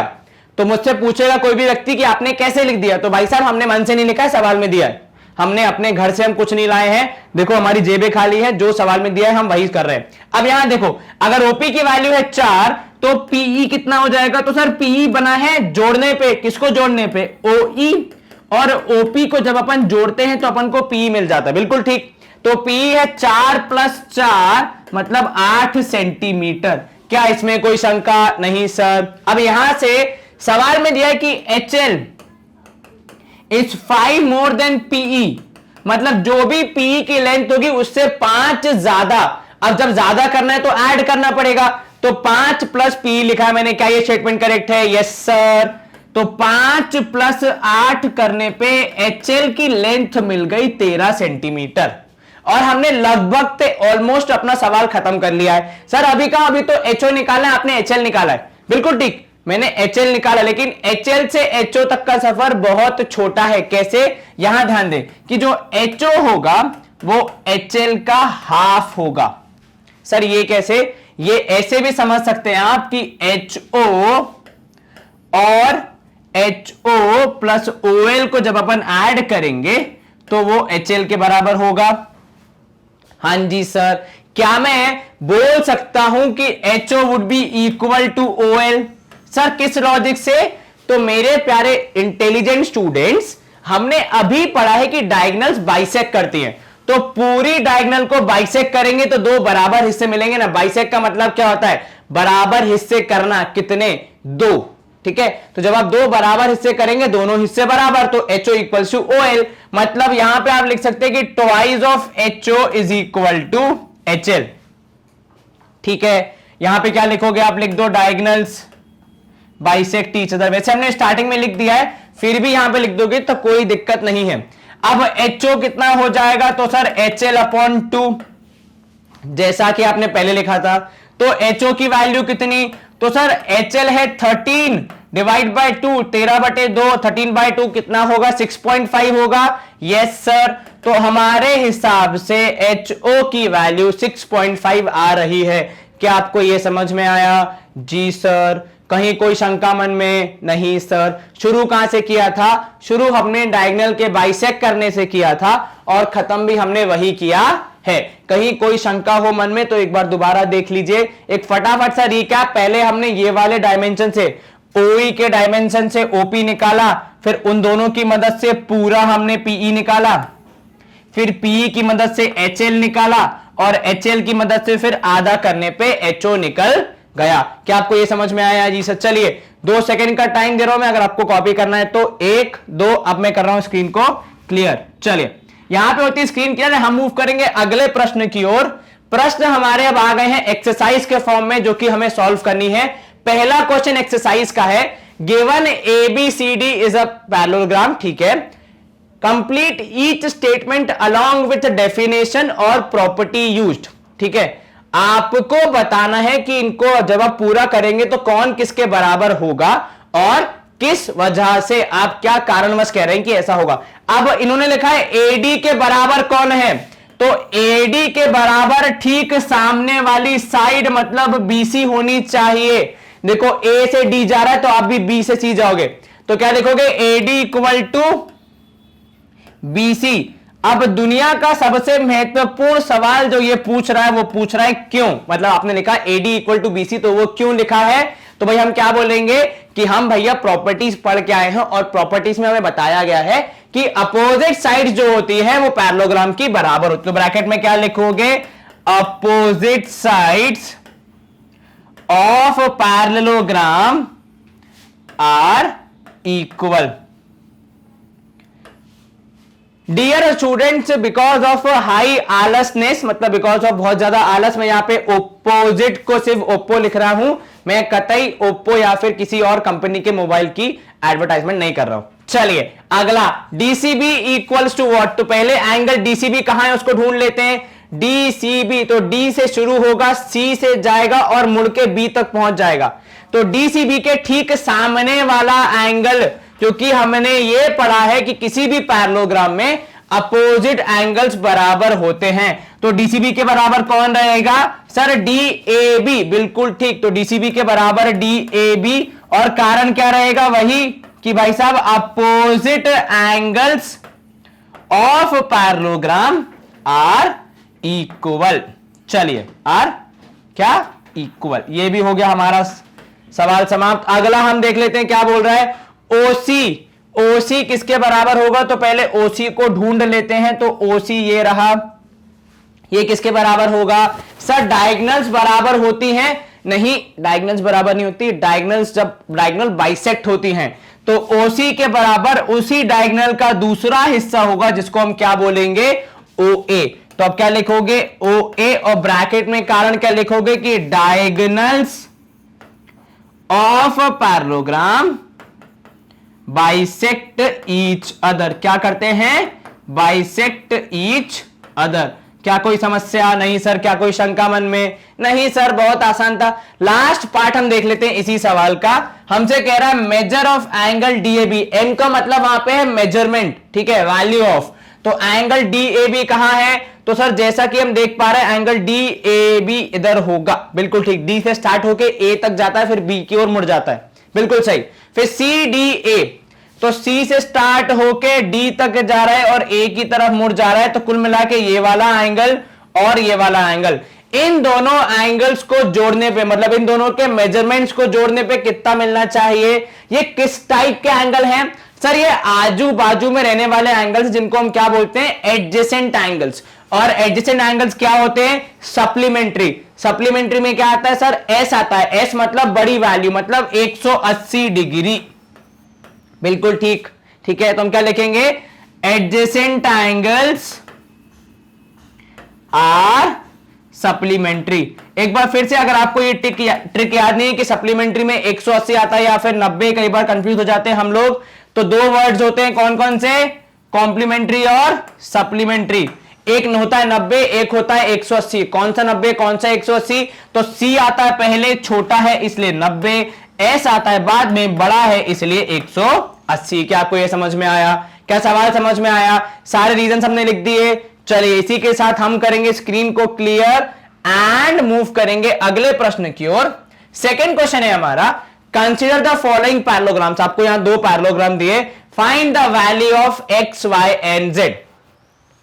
हम एक एक करके सॉल्व करेंगे। सबसे पहले हम कौन सा सॉल्व करेंगे सर, सबसे पहले देख लेते हैं पहले वाले को जिसका नाम है एबीसीडी। तो ठीक है, यहां पे सॉल्व करते हैं। तो in parallelogram ABCD, I am saying that, मैं ये बोल रहा हूं कि एंगल बी मतलब ये वाला angle plus angle C should be equal to 180 degree. क्या इसमें कोई दिक्कत? किस लॉजिक के तहत मैंने ये बोला कि एंगल बी और एंगल सी को जोड़ने पे 180 आएगा? सर ये दोनों अड़ोसी पड़ोसी एंगल है जिनको हम बोलते हैं एडजेसेंट एंगल्स, और ये क्या होते हैं? दे आर सप्लीमेंट्री, मतलब कितना? 180 डिग्री। चलिए अब एंगल बी की वैल्यू कितनी है? सर एंगल बी की वैल्यू है 100, तो आप एंगल बी की जगह लिख दीजिए 100, धन्यवाद। और एंगल सी आपको पता लगाना है तो वो मेहनत करनी पड़ेगी, कोई दिक्कत नहीं है, कर लेंगे। तो एंगल सी की वैल्यू है 180 में से 100 घटाइए और पूरे नंबर ले जाइए। तो 180 में से 100 घटा तो कितना बचेगा? सर 80 बचना चाहिए, बिल्कुल ठीक। तो x की वैल्यू कितनी? 80 डिग्री। अब अगर दो एंगल मिल गए तो एंगल सी कौन है? x से बेसिकली लिख दो, तो x इक्वल टू 80 डिग्री। अब अगर ये दोनों एंगल मिल गए, सामने के दोनों एंगल निकालना तो और आसान है। कैसे निकालेंगे? तो मैं यहां पे लिख दे रहा हूं कि x और z क्या है? Sir x equal to z हो जाएगा and y equal to b हो जाएगा। तो y इक्वल टू कितना हो जाएगा? Angle b। किस वजह से? तो एक ही कारण हो सकता है कि ये क्या है? आमने सामने के एंगल, जिनको हम क्या बोलते हैं? Opposite angles. और किसी भी पैरेललोग्राम के अपोजिट एंगल्स की क्या कहानी होती है? कि सर वो बराबर होते हैं, एकदम पक्के मित्र। तो भाई साहब अगर z की वैल्यू कितनी है? सर z की वैल्यू पता लगाने के लिए x की वैल्यू चाहिए, तो 80 डिग्री है x की वैल्यू, तो z की भी हो जाएगी 80। y की वैल्यू होगी b के बराबर जो कि है 100 डिग्री, तो ये हो जाएगा z equal to 80, y equal to 100। आप यहां पे ब्रैकेट में लिख सकते हैं ऊपर प्रूव्ड कि आपने ये प्रूव किया है, और नीचे यहां लिख सकते हैं गिवन। ठीक है, चलिए ये हो गया सॉल्व। Yes sir. तो यहां पे कर रहा हूं मैं स्क्रीन को क्लियर, कहीं कोई शंका मन में? कौन से कॉन्सेप्ट यूज किए, कौन सी प्रॉपर्टी? सर एक तो एडजेसेंट एंगल्स वाली और दूसरी अपोजिट एंगल्स आर इक्वल वाली। चलिए तो यहां पे होती है स्क्रीन क्लियर। अगला प्रश्न देख लेते हैं हम लोग। क्या करना है हमें दिया यहां पे एक्स वाई जेड निकालने हैं। तो अगर ये एंगल 50 है, ठीक है, तो क्या आप मुझे y की वैल्यू बता सकते हैं? Yes sir. तो आप यहां पे लिख सकते हैं कि 50 degree plus y is equal to 180 degree because they form a linear, sorry because they are कौन से? Adjacent angles of a parallelogram. तो ब्रैकेट में लिख देंगे एडजेसेंट एंगल्स ऑफ पैरेललोग्राम। अब यहां ध्यान देना, तो अगर 50 है ये वाला एंगल, तो y कितना हो जाएगा? तो सर y हो जाएगा 180 में से 50 डिग्री घटा देंगे तो y की वैल्यू हो जाएगी 130 डिग्री। बिल्कुल ठीक, कोई दिक्कत नहीं आनी चाहिए। अब अगर y है 130 तो x कितना होगा? सर अगर y है 130 तो x भी हो जाएगा 130, बिकॉज x और y क्या है? अपोजिट एंगल्स है। तो मैं लिख देता हूं पहले कि x would be equal to y because they are opposite angles, and क्योंकि x की y की वैल्यू 130 तो x भी हो जाएगा 130 डिग्री। क्या हमारा काम पूरा हो गया? अभी कहां सर? अभी तो z बाकी है। अब z कैसे निकालेंगे? सर एक ऑप्शन ये है कि यदि ये एंगल 50 है तो ये एंगल भी कितना होगा? 50 डिग्री होगा। हम ऐसा भी कर सकते हैं, या फिर हम ऐसे ही बोल सकते हैं कि x इक्वल टू z होगा because they are corresponding angles, जो आपने लाइन्स एंड एंगल्स में पढ़ा होगा। जब दो लाइन पैरेलल होती हैं तो करस्पॉन्डिंग एंगल्स मतलब एक जैसे दिखने वाले एंगल्स बराबर होते हैं। या फिर आप ये y और z को भी देख सकते हैं कि ये दोनों एंगल्स क्या हैं? They are alternate interior angles. लेकिन सर वो सब तो पैरेलल लाइन में होते हैं। अरे तो प्रभु चैप्टर का नाम क्या, मतलब कॉन्सेप्ट का नाम क्या है? पैरेललोग्राम। उसमें होता क्या है? Opposite sides parallel. तो लाइंस पैरेलल होंगी तो अपने आप पैरेलल एंगल्स के सारे कॉन्सेप्ट आपको लग जाएंगे ना। तो मैं क्या लिख रहा हूं यहां पे कि मान लो इसको हमने नाम दे दिया सपोज PQRS, ठीक है, तो angle Q is equal to 50 degree, ठीक है, because it is because of the opposite angles, ठीक है। और साथ में मैं लिख रहा हूं लास्ट वाला पार्ट जो मैं करना है कि angle Q plus angle Z is equal to 180 degree because they form a linear pair. Now what is a linear pair? तो आपको यह ज्ञात होना चाहिए कि एक सीधी लकीर पे एक सीधी लकीर पे यदि आप एक ऐसे एक ऐसे लाइन बनाते हैं या लाइन सेगमेंट बनाते हैं जो कि उस सीधी लकीर को दो बराबर हिस्सों में बांट रहा है, तो उन दोनों हिस्सों को जोड़ने पे, उन दोनों एंगल्स को जोड़ने पे आपको कितना मिलना चाहिए? पूरा का पूरा 180 डिग्री। कितना मिलना चाहिए? पूरा का पूरा 180 डिग्री। तो यहां पे एंगल Q की वैल्यू है 50, Z आपको निकालना है तो आप निकाल सकते हैं। तो Z की वैल्यू हो जाएगी 180 में से 50 घटाइए, मतलब 130 डिग्री। क्या आपको यह समझ में आया? जी सर। कहीं कोई शंका मन में? नहीं सर, आसान सवाल था। क्या ध्यान रखना है खाली, यहां पे हमने कौन कौन सा कॉन्सेप्ट यूज किया? एडजेसेंट एंगल्स का कॉन्सेप्ट यूज किया, हमने अपोजिट एंगल्स का कॉन्सेप्ट यूज किया, और साथ में हमने यूज किया लीनियर पेयर का कॉन्सेप्ट, जो आपको याद होना चाहिए। चलिए, ये सवाल हो गया सॉल्व। स्क्रीन को करते हैं हम क्लियर। और भी ऑप्शंस मैंने आपको बताए हैं, आप करस्पॉन्डिंग एंगल्स या फिर अल्टरनेट इंटीरियर एंगल्स का भी कॉन्सेप्ट यूज कर सकते हैं, कोई शंका नहीं हो, कोई दिक्कत नहीं आनी चाहिए उसमें। चलिए, थर्ड सवाल है हमारा, सॉरी सेकंड सवाल में अभी हम कंटिन्यू करें, अभी हमारा सवाल खत्म नहीं हुआ है। तो सेकंड सवाल में तीसरा पार्ट है हमारा, जहां हमें एक्स वाई जेड निकालना है, given that this is a parallelogram. अब ये कैसे फाइंड करेंगे, थोड़ी सी शंका यहां पे है। तो यहां ध्यान दें आप, सबसे पहले वाले हम पे फोकस करते हैं। एंगल एक्स को यदि आप देखेंगे, यदि मैं आपको एग्जैक्टली देखने का मौका दूं, तो एंगल एक्स के एग्जैक्टली सामने, मतलब एग्जैक्टली इस तरफ है 90 डिग्री बना हुआ। इसका मतलब क्या होता है? ये दोनों एंगल एक दूसरे से कनेक्टेड हैं। Yes sir. और ऐसे एंगल्स को हम क्या बोलते हैं सर? ऐसे एंगल को हम बोलते हैं वर्टिकली अपोजिट एंगल्स, मतलब एक दूसरे के एग्जैक्टली अपोजिट में, एकदम निकट में रहने वाले। तो वर्टिकली मतलब ऑलमोस्ट उधर, वर्टिकली अपोजिट एंगल्स। तो x की वैल्यू हो जाएगी किसके बराबर? तो x की वैल्यू हो जानी चाहिए 90 डिग्री के बराबर। तो मैं यहां पर लिख रहा हूं x equal to 90 degree because of vertically opposite angles. क्या बोला मैंने? Vertically opposite angles. क्या आपको यह समझ में आया? जी सर। तो मैंने शॉर्ट में क्या लिखा? VOA। अब y की बात करते हैं, ठीक है। तो ये जो y है, इसको निकालने के लिए मैं इस ट्रायंगल पे फोकस कर रहा हूं। क्या आपको ये ट्रायंगल दिख रहा है? Yes sir. एक ट्रायंगल के तीनों एंगल्स का सम कितना होता है, जरा बताओगे मुझे? सर, एक ट्रायंगल के तीनों एंगल्स का सम होता है 180 डिग्री, 180 डिग्री। मतलब मैं ये बोल सकता हूं कि x plus y plus 30 would be equal to 180 degree. हां sir, x plus y plus 30 would be equal to 180 degree because it forms a angle sum property, which is angle sum property of a triangle, which says that किसी भी triangle के तीनों angles का सम fix 180 होता है। अब यहां पे x की वैल्यू आपने निकाली 50, y की वैल्यू हमें निकालनी है, और तीसरी वैल्यू 30 दी हुई। अब क्या करेंगे सर? सॉल्व करेंगे और अपना आंसर निकालेंगे। बिल्कुल ठीक। तो 9 और 30 हो जाएगा 120। तो यहां पे मैं लिख रहा हूं y plus 120 should be equal to 180 degree. क्या आपको यह समझ में आया?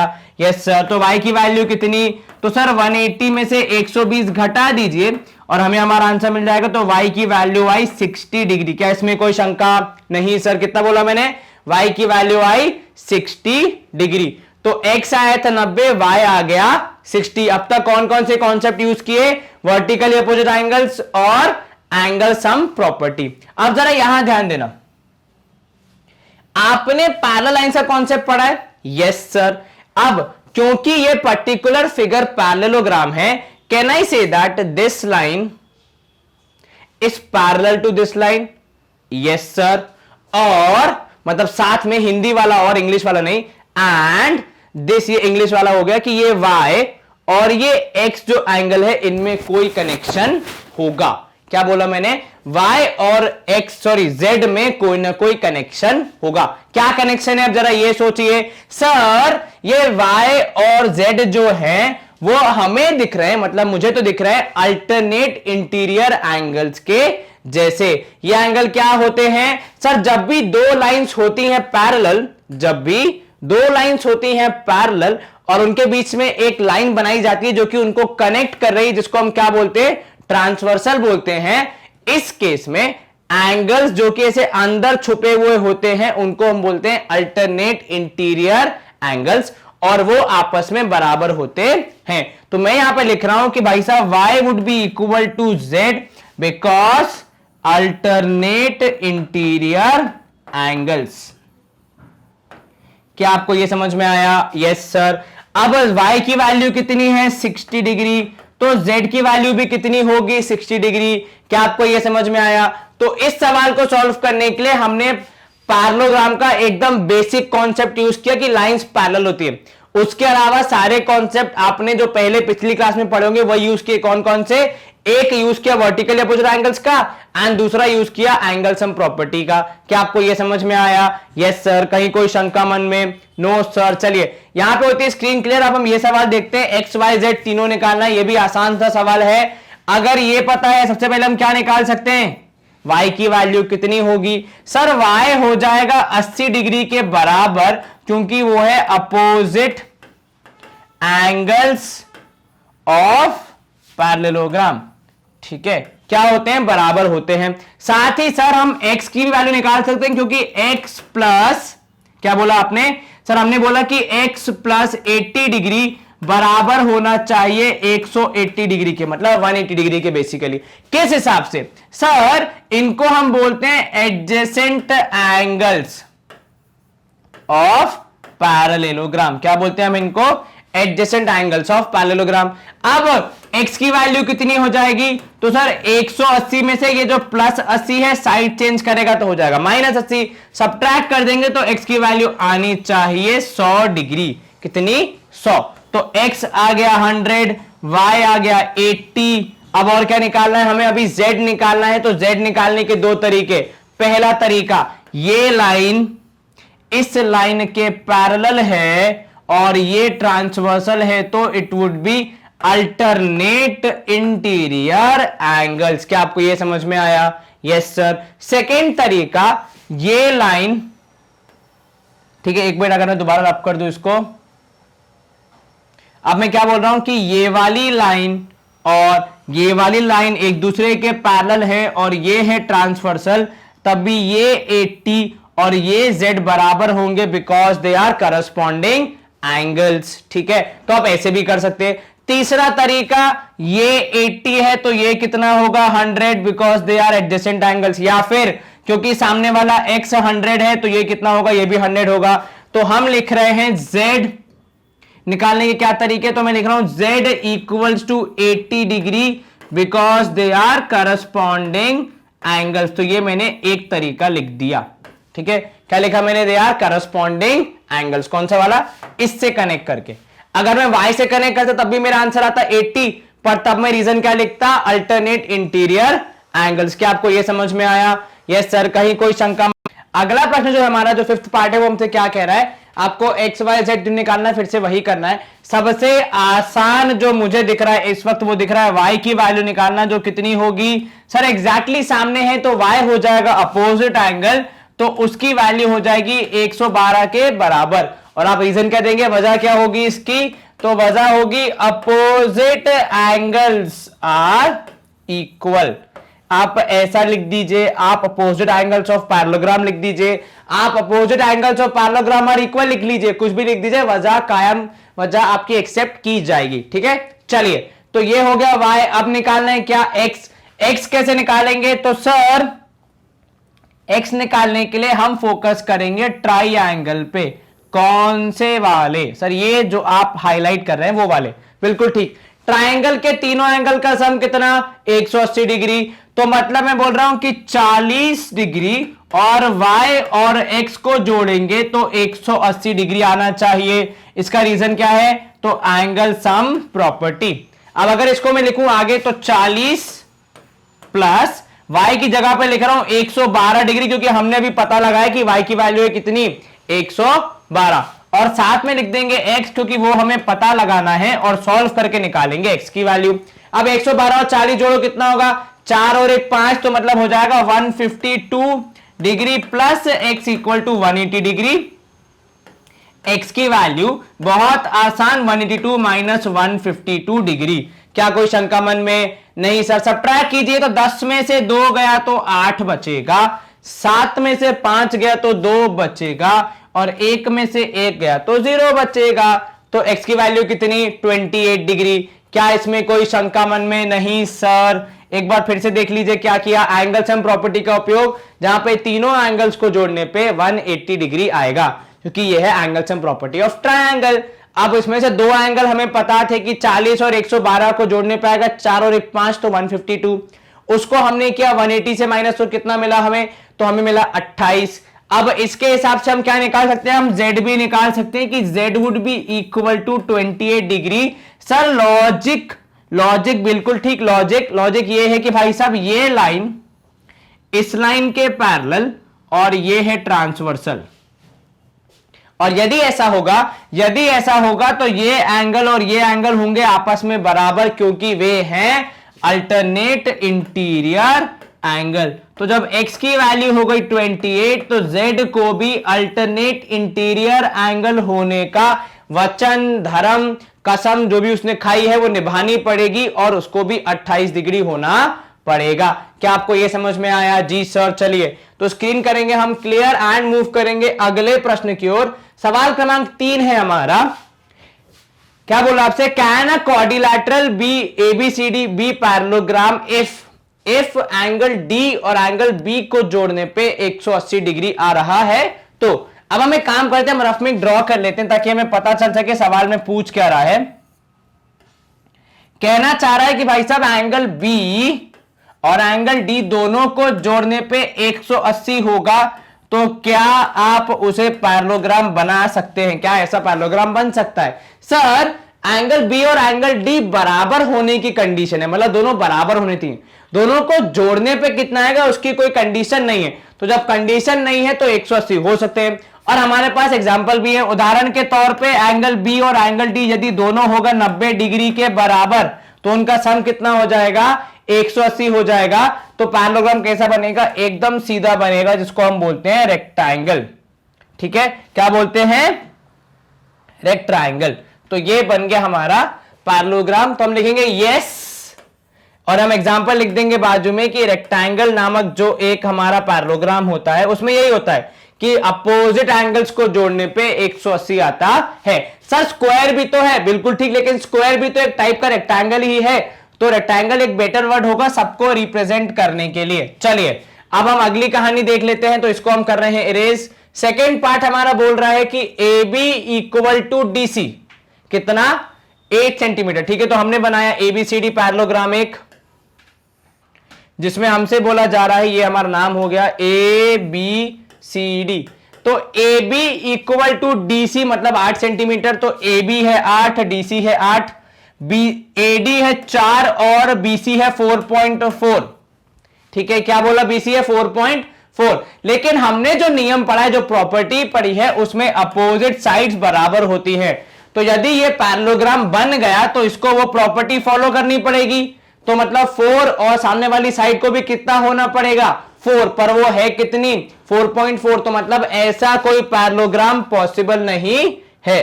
क्या नहीं है, ऐसा कोई पैरेललोग्राम पॉसिबल नहीं तो है। तुम क्या लिखेंगे, नो, बिकॉज रीजन क्या दोगे कि भाई साहब opposite sides are not equal, तो इसीलिए पैरेललोग्राम बनने की वो प्रॉपर्टीज फॉलो नहीं करेगा।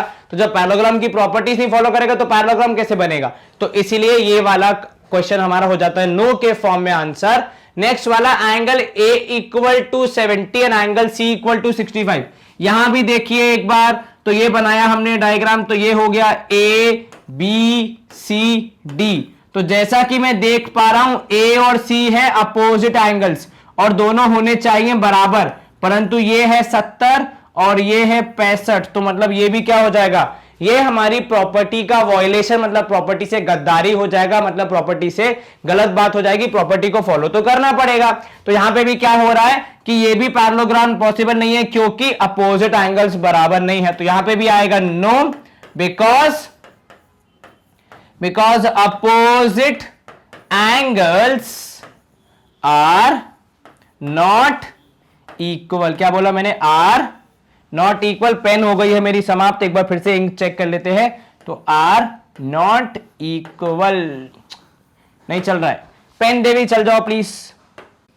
चल गई है पेन देवी, चेक करते हैं। आर इक्वल, बिल्कुल चल गई, धन्यवाद बोलो बच्चों, थैंक यू पेन देवी। चलिए, तो opposite angles are not equal, basically are not equal लिखना पड़ेगा, आर नॉट इक्वल, इसीलिए यह पैरेललोग्राम पॉसिबल नहीं है, और यह भी पॉसिबल नहीं, ये वाला पॉसिबल था तो हमने कर दिया। तो इसी के साथ हम करते हैं स्क्रीन को क्लियर एंड मूव करते हैं अगले प्रश्न की ओर। सवाल क्रमांक 4 है हमारा, जो हमसे ये कह रहा है कि draw a figure of a quadrilateral that is not a parallelogram.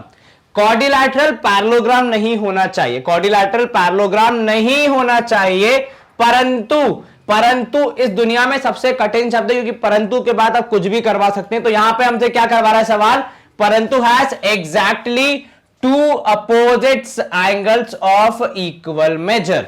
मतलब आपको बोल रहा है कि मान लीजिए आपने एक ऐसा क्वाड्रिलैटरल बनाया ए बी सी डी, क्या बनाया आपने, एक quadrilateral A B C D, जिसमें दो अपोजिट एंगल, कोई भी दो अपोजिट एंगल बराबर होंगे। तो उदाहरण के तौर पे आप एंगल ए और एंगल सी बना देंगे, ठीक है, बराबर, और बाकी दोनों एंगल्स को बराबर नहीं बनाएंगे। आप इनको 70-70 ले लीजिए, बाकी दोनों को रैंडम ले लीजिए और ट्राई कीजिए। यदि ऐसा बनता है तो मेरे पास तो ऑब्जेक्ट है नहीं, टूल्स है नहीं, मतलब ना कंपास है, ना पेंसिल है, ना स्केल है, तो आप ऐसा ट्राई कीजिएगा। क्या करना है आपको कि कोई भी दो एंगल, तो मान लीजिए आपने ये बनाया 70, ठीक है, इसको आपने एक्सटेंड कर दिया, ठीक है, इसको बना दिया आपने 9, सपोज यहां पे बना दिया कितना 80 डिग्री, ठीक है, यहां पे आपने वापस बनाया 70 और ये एंगल बड़ा बन जाएगा। तो ऐसा कुछ बन सकता है या नहीं, ये प्रैक्टिकली पॉसिबल है या नहीं, तो अभी तो मेरे पास नहीं है, और तब व्हाट डू कॉल इट, आपके अस्त्र शस्त्र ड्राइंग करने के। तो इसको अगर मैं 70 बनाऊं तो ये एंगल कितना हो जाएगा, जितना भी होगा तो आपको बताना है, कोई भी एक पेयर, ठीक है, टू अपोजिट एंगल्स, ठीक है। अगर वो बोलता वो तो चारों अपोजिट एंगल्स बराबर होंगे तो वो नहीं, कोई भी एग्जैक्टली टू बोल रहा है, ठीक है, exactly two opposite angles of equal major.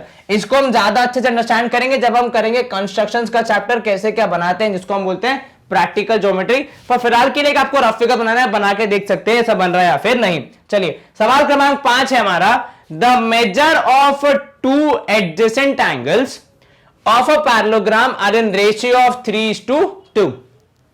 क्या बोल रहा है आपसे कि एक पैरेललोग्राम है, ठीक है, मान लीजिए कुछ इस प्रकार दिख रहा है वो, ठीक है, उसका नाम दे दिया हमने एबीसीडी।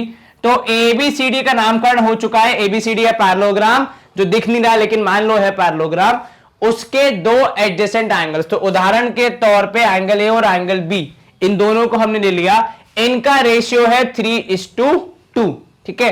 तो आपको क्या बोल रहा है कि हमने मान लिया कि ठीक है, अब find the measure of each angles of the parallelogram. अब एडजेसेंट एंगल्स के बारे में आपने क्या पढ़ा है कि, तो हमने पढ़ा है कि adjacent angles of parallelogram are supplementary. क्या पढ़ा है हमने, सप्लीमेंट्री। कितने एंगल होंगे, एडजेसेंट एंगल मतलब दो एंगल्स, तो उनका वैल्यू क्या होगा सर, एक का नाम रखा जाएगा 3x और दूसरे का नाम रखा जाएगा 2x। ऐसा क्यों, क्योंकि हमें रेशियो मेंटेन करना है 3:2। तो जब आप एंगल्स के नाम लिखते हैं 3x और 2x, x x हो गया कैंसल, तो रेशियो 3/2 या 3:2 मेंटेन रहेगा। यदि आप उनको सिर्फ x या y लिख देंगे तो रेशियो कैसे मेंटेन करेंगे, वो थोड़ी समस्या हो जाएगी, ठीक है। तो चलिए, क्या होगा, 3x और 2x को जोड़ने पे होगा 180 डिग्री, तो आपको मिलेगा 5x is equals to 180 degree. तो x की वैल्यू हो जाएगी 180 डिवाइड बाय 5। कितना आएगा डिवाइड करने पे सर, 5 3 15, बिल्कुल ठीक। कितना बचेगा, 3 बचेगा, तो 5 6 30 होना चाहिए। तो 36 5 होता है कितना, 36 5 होता है सर 180, इसलिए डिवाइड करने पे आया 36। चलिए अब एंगल्स बताइए, तो 3x हो जाएगा कितना, 3 × 36 मतलब कितना सर, 6 या 18, एक ऊपर 3 3 9 1 10, तो 108 डिग्री, बिल्कुल ठीक। 2x कितना हो जाएगा, तो सर 2 × 36 मतलब कितना, 2 6 12, और ये हो जाएगा 72 डिग्री। तो ये तो होगा एडजेसेंट एंगल्स, हमें कितने चाहिए, 4 एंगल्स। तो बाकी दो कैसे निकालोगे, sir opposite angles are equal, ठीक है, तो आप क्या लिखोगे, in a parallelogram opposite angles are equal, therefore क्या होंगे, all the angles would be कितने होंगे सर, दो हमको पता है, बाकी दो इन्हीं के बराबर होंगे, तो हम लिखेंगे वुड बी कितने, 108, 72, और बाकी दो भी अपोजिट बराबर, तो 108 और 72, ठीक है। ये हमने निकाले दो एडजेसेंट एंगल्स। अब इन एडजेसेंट एंगल्स हर एक के सामने एक अपोजिट एंगल तो होगा ना, मतलब ए के सामने सी और बी के सामने डी, और ये बराबर भी होंगे, तो ए के बराबर सी और बी के बराबर डी, इसलिए हमने लिख दिया 108 एंड 72 फिर से। क्या आपको ये समझ में आया? Yes sir. कहीं कोई शंका मन में नो सर कुछ कॉपी करना है तो कर लीजिए कॉपी, मैं 2 मिनट वेट करता हूं। 1 2, चलिए स्क्रीन होती है यहां पे क्लियर, एंड हम मूव करेंगे सवाल क्रमांक 6 की तरफ। अब क्या बोल रहा है आपसे कि 2 adjacent angles of a parallelogram have equal major, find the measure of each angle of the parallelogram. पिछली बार रेशियो दिया था, इस बार बोल दिया कि दोनों एंगल्स बराबर हैं, तो कुछ ज्यादा मेहनत नहीं है, बिल्कुल वैसे ही करना जैसे पिछली बार किया था। तो स्टार्ट कहां से करेंगे, तो हम लिखेंगे in a parallelogram adjacent angles are supplementary. तो इससे हमें क्या लाभ होगा, तो इससे हमें यह लाभ होगा कि पहला एंगल है x, और क्योंकि वो बराबर है तो x प्लस एक्स हो जाएगा 180 डिग्री। आप ये भी लिख दीजिए कि यहां पे कि इन द पैरेललोग्राम या इन द गिवन पैरेललोग्राम, ऐसा भी लिख सकते हैं आप जिससे कि आपका परफेक्ट बने सवाल। तो in given parallelogram comma adjacent angles are equal, ठीक है, और इसी पैरेललोग्राम में एडजेसेंट एंगल्स होंगे सप्लीमेंट्री, तो x प्लस एक्स जोड़ने पे 180, 2x हो गया 180 के बराबर, तो x हो गया 180 अपॉन 2, मतलब x हो गया 90 के बराबर। अब इसी पैरेललोग्राम में, तो in a parallelogram opposite angles are equal, मतलब इससे हमें क्या मिलेगा, देयरफॉर ऑल द एंगल्स क्या होंगे, therefore all the angles of parallelogram would be, all the angles, क्या होता है एंगल की स्पेलिंग यही होती ना, देखा एंजल्स लिख दिया मैंने, सॉरी। तो all the angles of parallelogram कितना वुड बी, अब एक है 90, उसका एडजेसेंट भी उसके बराबर है तो वो भी 90, और अपोजिट भी बराबर होंगे, तो 90 और 90 मतलब चारों एंगल होंगे 90 90, मतलब ये कौन सा है, इसको हम प्यार से बोलते हैं रेक्टेंगल, ठीक है, ये समझ में आया? Yes sir. चलिए स्क्रीन कर दें हम क्लियर, जी sir, after a count of 2, तो 1 2 स्क्रीन होगी यहां पे क्लियर, एंड हम मूव करेंगे सवाल क्रमांक 7 की तरफ, जो कह रहा है हमसे कि the adjacent figure hope is a parallelogram. मतलब यहां पे जो आपको दिया है यह होप नामक जो है पैरेललोग्राम है, ठीक है, HOPE। Find the angle measuring XYZ, state the properties you use to find them. आपको न सिर्फ एंगल निकालने बल्कि उनकी प्रॉपर्टीज भी बतानी है। चलिए सबसे पहले हम कौन सा एंगल निकालेंगे, सर सबसे पहले हमें यह एंगल निकालना चाहिए क्योंकि यह काफी हेल्प करेगा हमारी। बिल्कुल ठीक, कैसे निकालेंगे सर, अगर आप ध्यान से देखेंगे, बिल्कुल मैं देख रहा हूं, आप बताइए क्या देखना है। तो सर ये है सीधी लकीर, बिल्कुल ठीक, और ये है हमारा एंगल को बांटने वाली लाइन, मतलब रे, बेसिकली लाइन सेगमेंट बोलो या रे बोल लो, ठीक है। और सर इस पूरे एंगल का सम होगा 180 डिग्री। तो मैं क्या लिख रहा हूं कि भाई साहब angle HOP plus 70 degree, angle HOP मतलब कौन सा वाला एंगल, ये वाला एंगल, तो HOP प्लस 70 डिग्री होगा किसके बराबर, 180 के, और ब्रैकेट में रीजन होगा लीनियर पेयर, जिसको मैंने शॉर्ट में LP लिखा, ठीक है। आप कृपया पूरा रीजन लिखें, शॉर्ट फॉर्म ना लगाएं। अब होगा ये कि भाई साहब जो HOP है उसकी वैल्यू आ जाएगी आपके हिसाब से 180 में से 70 घटाया, हमने अपना जवाब पाया, तो कितना, तो 110 डिग्री होना चाहिए किसकी वैल्यू, HOP की वैल्यू। अब यदि HOP है 110, कहना इसे X would be equal to HOP, और रीजन क्या होगा, अपोजिट एंगल्स ऑफ पैरेललोग्राम। तो जब x बराबर है HOP के तो x की वैल्यू हो जाएगी 110 डिग्री। क्या आपको यह समझ में आया? जी सर। अब यहां ध्यान दें, यह हो गया हमारा x। क्या हम यहां से y और z निकाल सकते हैं गिवन जानकारी से? नहीं सर। परंतु किंतु सर ये जो HE है या EH है ये पैरेलल है PO के।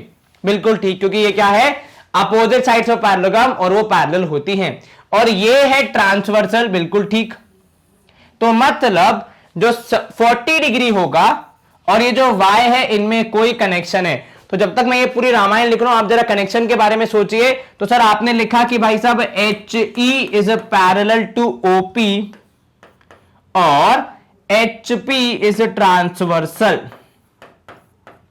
In that case, I am saying that angle EHP would be equal to y because they are sir अंदर के मतलब अल्टरनेट इंटीरियर एंगल्स। तो अंदर के इंटीरियर अल्टरनेट इंटीरियर एंगल्स, तो अल्टरनेट इंटीरियर एंगल्स। यहां हमने कौन सी प्रॉपर्टी यूज की? यहां हमने पैरेललोग्राम की प्रॉपर्टी यूज की कि साइड्स होंगी पैरेलल, और हमने अल्टरनेट इंटीरियर एंगल्स की प्रॉपर्टी यूज की। ठीक है, तो यहां पे हो गया भाई साहब EHP है 40 डिग्री, तो y की वैल्यू भी हो जाएगी कितनी, 40 डिग्री हो जाएगी। तो ये हो गया यहां तक x और y का सफर। अब बात करते हैं हम z की। तो z की वैल्यू कैसे निकालेंगे? अब सर x और प्लस एंगल EHO, क्या बोला मैंने, एंगल EHO को जोड़ने पे आना चाहिए 180 डिग्री। सर समझ नहीं आया कौन सा एंगल, मुझे भी नहीं आया, इसलिए अपन इस चित्र को देखते हैं, इस चलचित्र में मतलब हमारे वीडियो में इस इमेज को देखते हैं। तो भाई साहब आपने लिखा x मतलब ये angle would be plus angle EHO मतलब ये पूरा एंगल 180 के बराबर। किस वजह से? तो they are because they are adjacent angles of parallelogram. ठीक है, अब यहां ध्यान देना, यदि ये एडजेसेंट एंगल्स है तो हमें क्या मिलेगा? तो सर हमें मिलेगा x की वैल्यू की जगह पे हम लिख सकते हैं 110। ये जो EHO है सर इसके दो हिस्से हैं। बिल्कुल ठीक। तो EHO के दो हिस्से, एक है ये जिसको आपने बोला 40 डिग्री और दूसरा है Z जिसको हमें पता लगाना है। तो क्या हम ऐसा कर सकते हैं? बिल्कुल कर सकते हैं सर। अब यहां पे 110 और 40 हो गया 150 और z इक्वल टू 180 डिग्री। तो z की वैल्यू हो जाएगी 180 में से 150 घटाने पे कितना मिलेगा? 30 डिग्री मिलेगा z की वैल्यू। क्या निकाला हमने? हमने निकाला z की वैल्यू कितनी है? 30 डिग्री। एक और तरीका जो आप यूज कर सकते हैं वो कुछ इस प्रकार है कि इस ट्रायंगल पे यदि आप फोकस करेंगे तो आपने सबसे पहले ये वैल्यू निकाली है 110, ये वैल्यू आपने अभी निकाली थी 40, तो आप जब जोड़ेंगे और यहां माइनस करेंगे तो ये वैल्यू आएगी 30। तो यहां पे आप यूज करेंगे angle sum property of a triangle. अब ये आपकी इच्छा है, आपके मन की मर्जी है कि आप कौन सा वाला यूज करना चाहते हैं। मैंने आपको दोनों बता दिया है। चलिए आसान था सवाल, मैं साइड हो जाता हूं थोड़ा सा ताकि आप कॉपी कर ले। तो कॉपी करने के लिए 2 सेकेंड या पॉज करके कॉपी कर लीजिए। तो 1 2 और मैं स्क्रीन कर रहा हूं क्लियर। एंड हम मूव करेंगे सवाल क्रमांक 8 की तरफ। The following figures guns and runs, ये दोनों हैं, are parallelograms, find x and y length in centimetre. चलिए क्या करना है? एक्स और वाई निकालना है। पहला वाला गन्स की बात करते हैं। गन्स में ये 18 है तो ये पूरा कितना होगा? 18, क्योंकि वो क्या है सर? अपोजिट साइड्स है और अपोजिट साइड्स बराबर होती हैं। तो पहले हम इतना सॉल्व कर लेते हैं। क्या बोल रहे हैं हम बोल रहे हैं सबसे पहले कि इन पैरेललोग्राम गन्स, जो कि नाम है हमारे पैरेललोग्राम का, काफी अच्छा सा नाम है। तो बंदूक में जो हमारा गन मतलब क्या होता है? बंदूक ही तो होता है ना, एक साथ में एस भी है तो बंदूक बोलेंगे हम।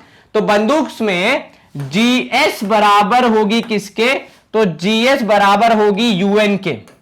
ठीक है, क्यों? Because opposite sides of parallelogram है इसलिए। चलिए ठीक है, अब GS की वैल्यू आपको दी है 3x और UN की वैल्यू दी है आपको 18। तो x की वैल्यू हो जाएगी 18/3, क्योंकि 3 यहां कर रहा है मल्टीप्लाई, साइड चेंज करेगा तो करेगा डिवाइड, 18 डिवाइड बाय 3 करेंगे तो आंसर आएगा 6। तो पहले वाले में x की वैल्यू आई 6। अब बात करते हैं y की, तो y भी है सामने वाली साइड के मदद के लिए बेताब, तो वहां पे क्या होगा, वहां पे भी होगी भाई साहब GU is equal to SN। ये भी क्या है, because they are also opposite sides of oppo sides of parallelogram. ठीक है, ओप्पो मतलब ऑपोजिट शॉर्ट फॉर्म। चलिए, GU की वैल्यू है 3y माइनस 1, जी हां सर। SN की वैल्यू सवाल में दी है 26, तो 3y हो जाएगा 26 प्लस 1, क्योंकि -1 साइड चेंज करेगा तो +1, तो 3y हो जाएगा 27, और y की वैल्यू हो जाएगी 27 डिवाइड बाय 3 मतलब 9। क्या इसमें कोई शंका नहीं सर? तो यहां पे हमने x और y की वैल्यू प्राप्त कर ली है, इसलिए इसको कर रहे हैं हम क्लियर। हमने कौन सा कॉन्सेप्ट यूज किया यहां पे, अगर आप दोबारा देखना चाहें, कॉपी करना चाहें, तो कौन सा कॉन्सेप्ट यूज किया, अपोजिट साइड्स ऑफ पैरेललोग्राम का कॉन्सेप्ट यूज किया। काउंट ऑफ 2, 1 2, कॉपी करना है कॉपी कर लो पॉज करके। अब मैं कर रहा हूं स्क्रीन को क्लियर। चलिए अगला सवाल आपसे बोल रहा है यहां पे कि ये है x प्लस वाई और ये है यहां पे y प्लस 7, और ये जो हमारा चीजें हैं, ये जो जहां लिखी हैं, उनको हम पैरेललोग्राम की भाषा में क्या बोलते हैं, डायगोनल्स। तो हम यहां क्या पढ़ेंगे, तो रन्स जो है मतलब भाग्स, रन मतलब क्या होता है, भागना होता है ना, तो रन्स नामक जो यहां पे पैरेललोग्राम है उसमें तो हम लिख रहे हैं इन पैरेललोग्राम रन्स मतलब भाग्स, in parallelogram runs diagonals Rn, और दूसरी कौन सी है, एंड US। तो diagonals Rn and US bisect each other, क्या होंगी, बाइसेक्ट ईच अदर, क्योंकि हमें पता है किसी भी पैरेललोग्राम की डायगोनल्स उसे बाइसेक्ट करती हैं। तो मतलब OR would be equal to ON, ठीक है, लेकिन इसको मैं बाद में उपयोग करूंगा, पहले मैं उपयोग करूंगा OU और OS को। तो OU would be equal to OS, तो OU would be equal to OS। OU की वैल्यू है y प्लस 7, OS की वैल्यू है 20, और हमने कारण लिख दिया है साफ साफ कि भाई साहब डायगोनल्स बाइसेक्ट करती है। तो OU की वैल्यू है y प्लस 7, OS की वैल्यू है 20, तो y हो जाएगा 20 माइनस 7 अर्थात 13 सेंटीमीटर। कितनी, 13 सेंटीमीटर। ठीक है, अब हम आते हैं दूसरे वाले पार्ट पे, जहां पे भी सेम लगेगा कि OR is equal to ON। क्या है, OR इक्वल्स टू ON, क्योंकि फिर से हमने रीजन ऊपर लिख दिया कि डायगोनल्स बाइसेक्ट ईच अदर। तो OR की वैल्यू है 16 और ON है x प्लस वाई। अब इसमें से पहले ही हम y की वैल्यू निकाल चुके हैं, कितनी हमने निकाल दी है 13, तो लिख लेते हैं 16 इक्वल टू x प्लस 13। इसलिए मैंने इसको ऊपर मिटा दिया था, क्योंकि वहां पे 2 अननोन चीजें हो जाती। यहां पे अब एक ही है x, क्योंकि हमने y पहले ही निकाल लिया है। तो 16 में से क्या करेंगे हम, 13 करेंगे माइनस, क्योंकि 13 जब आएगा साइड चेंज करके तो प्लस का हो जाएगा माइनस, ये वैल्यू है x की, तो हमने किया यहां पे, तो 3 हो जाएगी वैल्यू ऑफ x। क्या आपको ये समझ में आया? यस सर, कहीं कोई शंका मन में नहीं सर। चलिए, तो पिछले वाले में हमने यूज किया साइड्स बराबर का, इस वाले में हम यूज कर रहे हैं डायगोनल्स के बाइसेक्ट करने का कॉन्सेप्ट। ठीक है, चलिए ऑन द काउंट ऑफ 2, 1 2, अगर आपको स्क्रीनशॉट लेना ले लीजिए, या फिर पॉज करके लिखना है लिख लीजिए। मैं कर रहा हूं स्क्रीन को क्लियर। यहां पे होती है हमारी स्क्रीन क्लियर, एंड हम मूव करेंगे सवाल क्रमांक 9 की तरफ। काफी अच्छा सवाल है जिसमें आपको पूछ रहा है find the value of x। तो यहां पे क्या है, रिस्क और क्लू, तो रिस्क भी लेना है, क्लू भी दिया है। इन दोनों का उपयोग करके आपको एंगल x की वैल्यू निकालनी है। अब हम वो कैसे फाइंड करेंगे? देखो, रोड मैप कुछ ऐसा है कि x निकालने के लिए हमें इस ट्रायंगल पे फोकस करना पड़ेगा। ठीक है, इस ट्रायंगल के यदि मैं ये वाला एंगल और ये वाला एंगल निकाल पाए तो फिर मैं x निकाल लूंगा, क्योंकि भाई किसी भी ट्रायंगल के तीनों एंगल्स का सम कितना होता है सर, 180 होता है। आप 2 पता लगा लेंगे, तीसरा बचेगा x, वो हम पता लगा लेंगे। बहुत बढ़िया। अब कैसे पता लगाएं? तो पहले हम एक एक करके पैरेललोग्राम पे फोकस करते। सबसे पहले रिस्क की बात करते। ठीक है, लेट्स टेक रिस्क। तो जब हम रिस्क की बात कर रहे हैं, यहां पे ध्यान दीजिए, तो कौन सा एंगल आ रहा है फोकस में, ये वाला एंगल, ठीक है। अब क्या K और S वाले एंगल में कोई कनेक्शन है? Yes sir. What are they? Sir they are adjacent angles. तो मैं यहां पे लिख रहा हूं कि इन पैरेललोग्राम रिस्क RISK, ठीक है।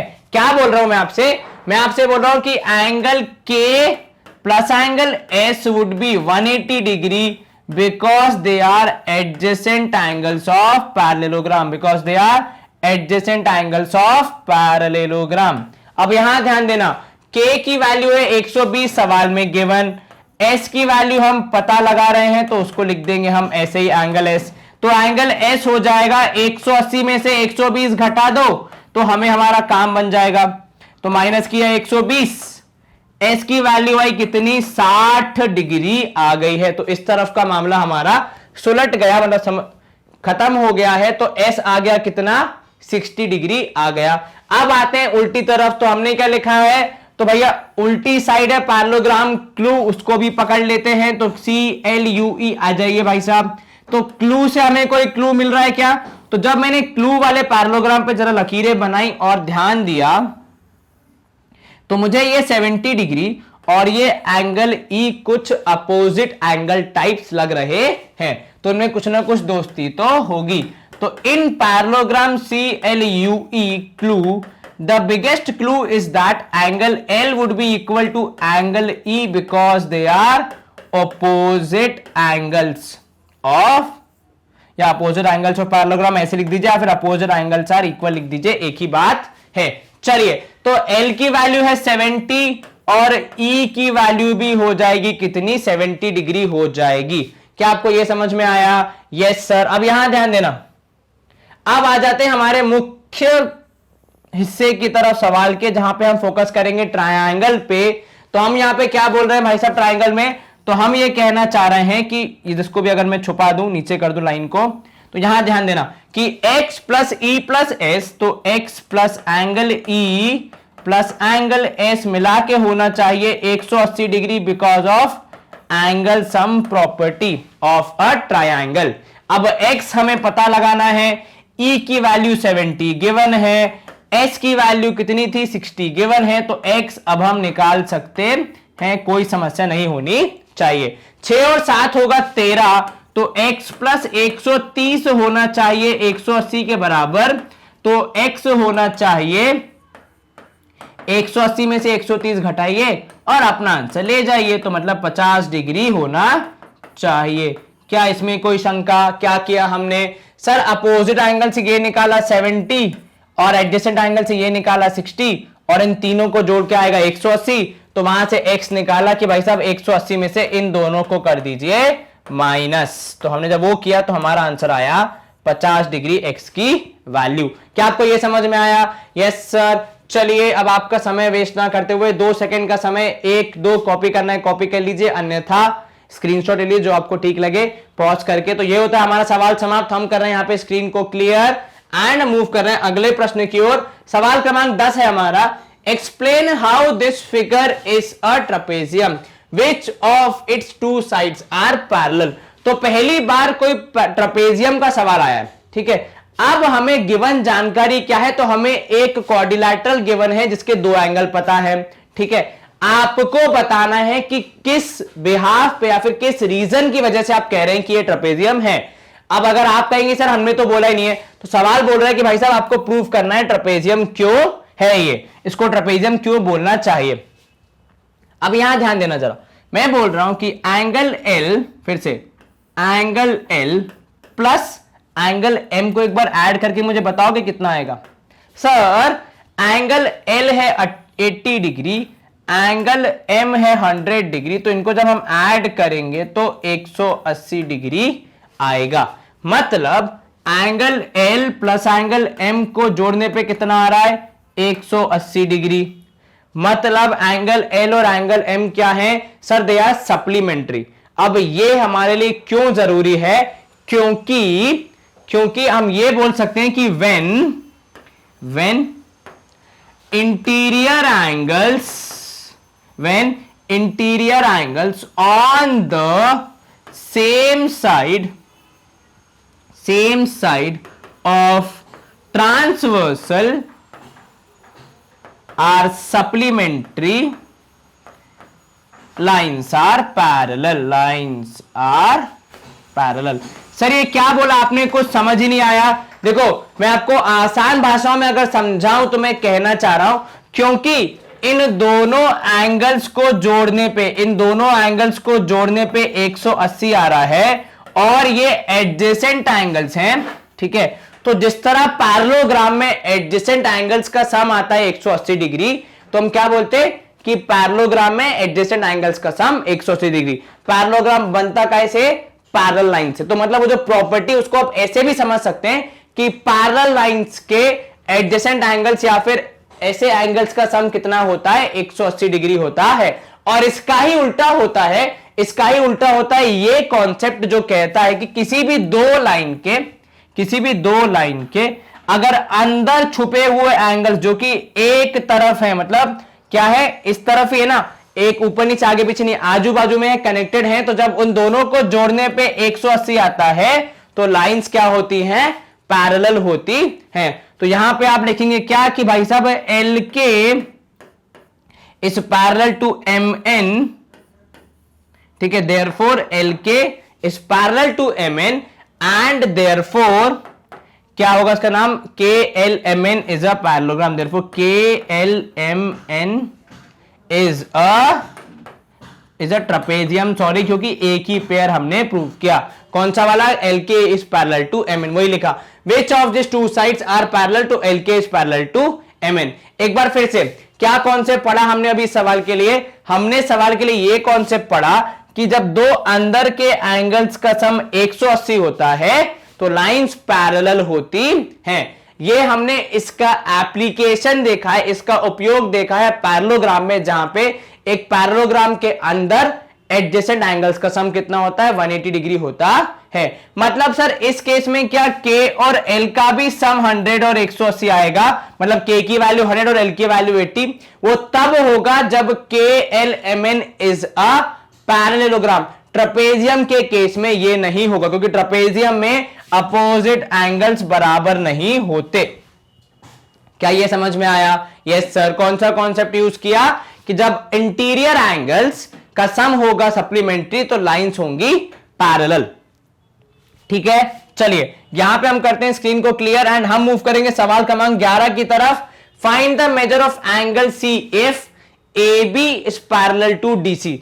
आपको एंगल सी का मेजर बताना यदि A B is parallel to D C. चलिए यहां ध्यान दें, मैं बोल रहा हूं जैसे कि सवाल में दिया है कि भाई साहब A B is parallel to D C comma B C is transversal.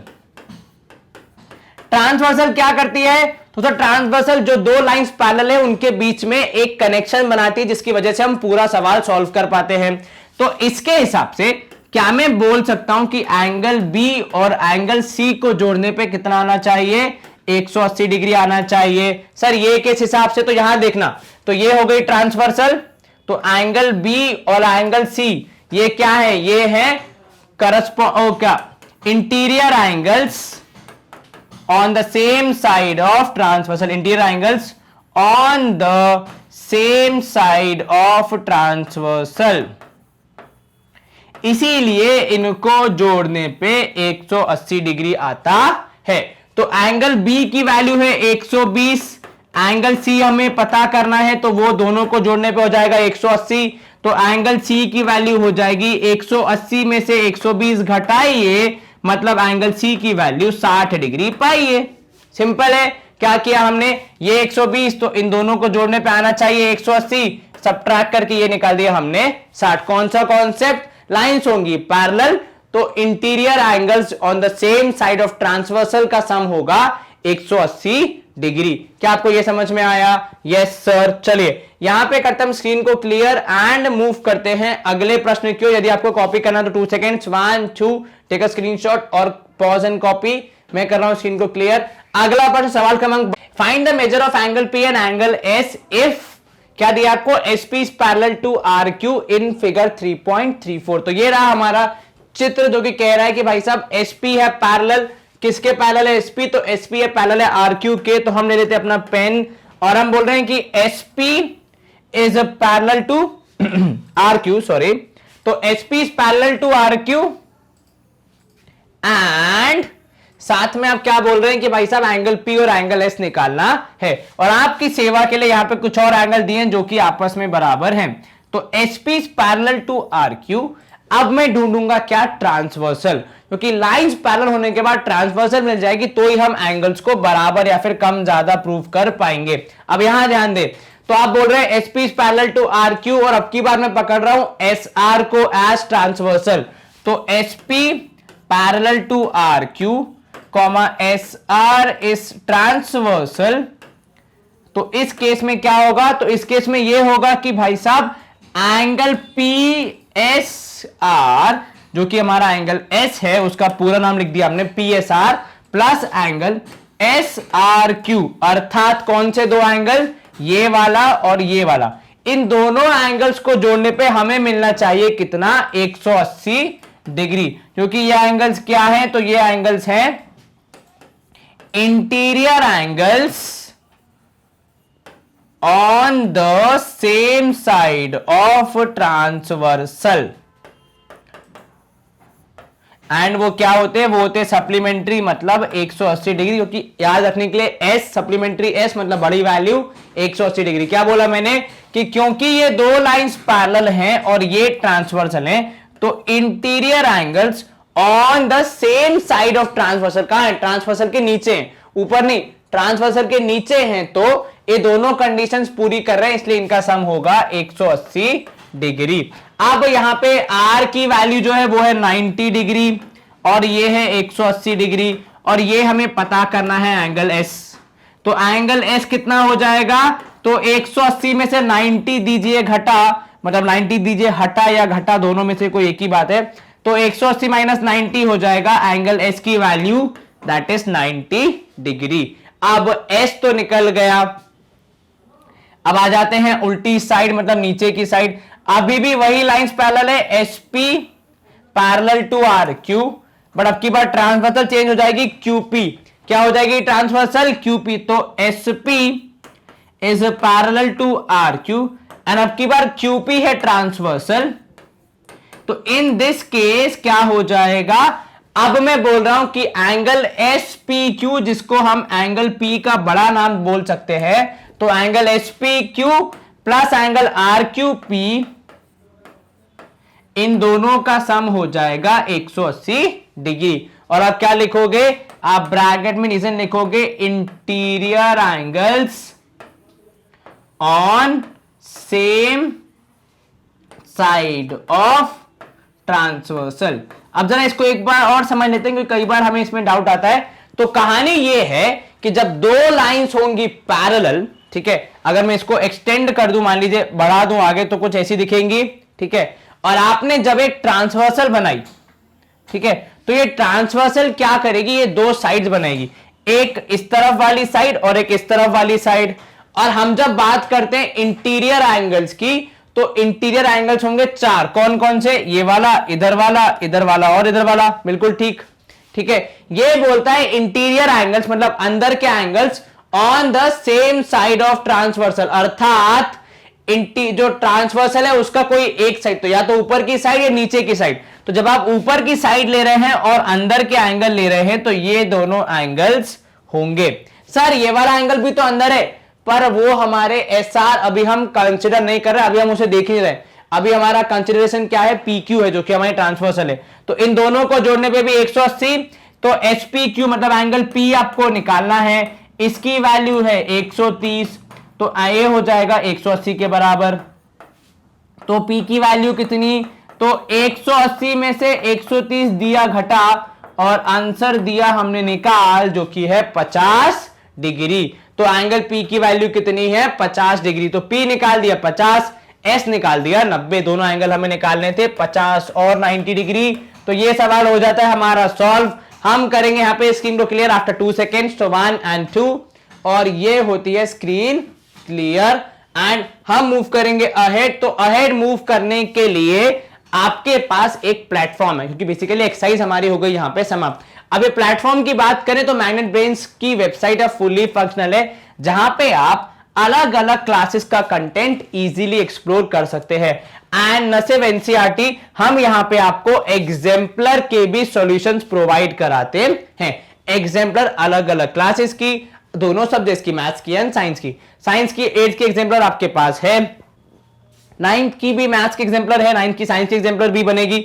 ऐसे ही हम मैक्सिमम आपको कंटेंट प्रोवाइड करा रहे हैं। एंड हम इस कंटेंट को आपके लिए इस तरीके से डेवलप करते हैं कि आप पे लोड ना पड़े। फॉर एग्जांपल, हम यहां पे चैप्टर वाइज कंटेंट अपलोड करते हैं, जैसे कि मैंने अभी एग्जांपल के तौर पे क्लास 9 का यहां पे एग्जांपल रखा है। इसमें जो मैथ्स का एग्जांपल है उसको हमने चैप्टर वाइज ब्रेक कर दिया है। इनफैक्ट हर एक चैप्टर के अंदर हमने इनको एक्सरसाइज वाइज बांट दिया ताकि आपको पढ़ने में कोई कठिनाई ना हो।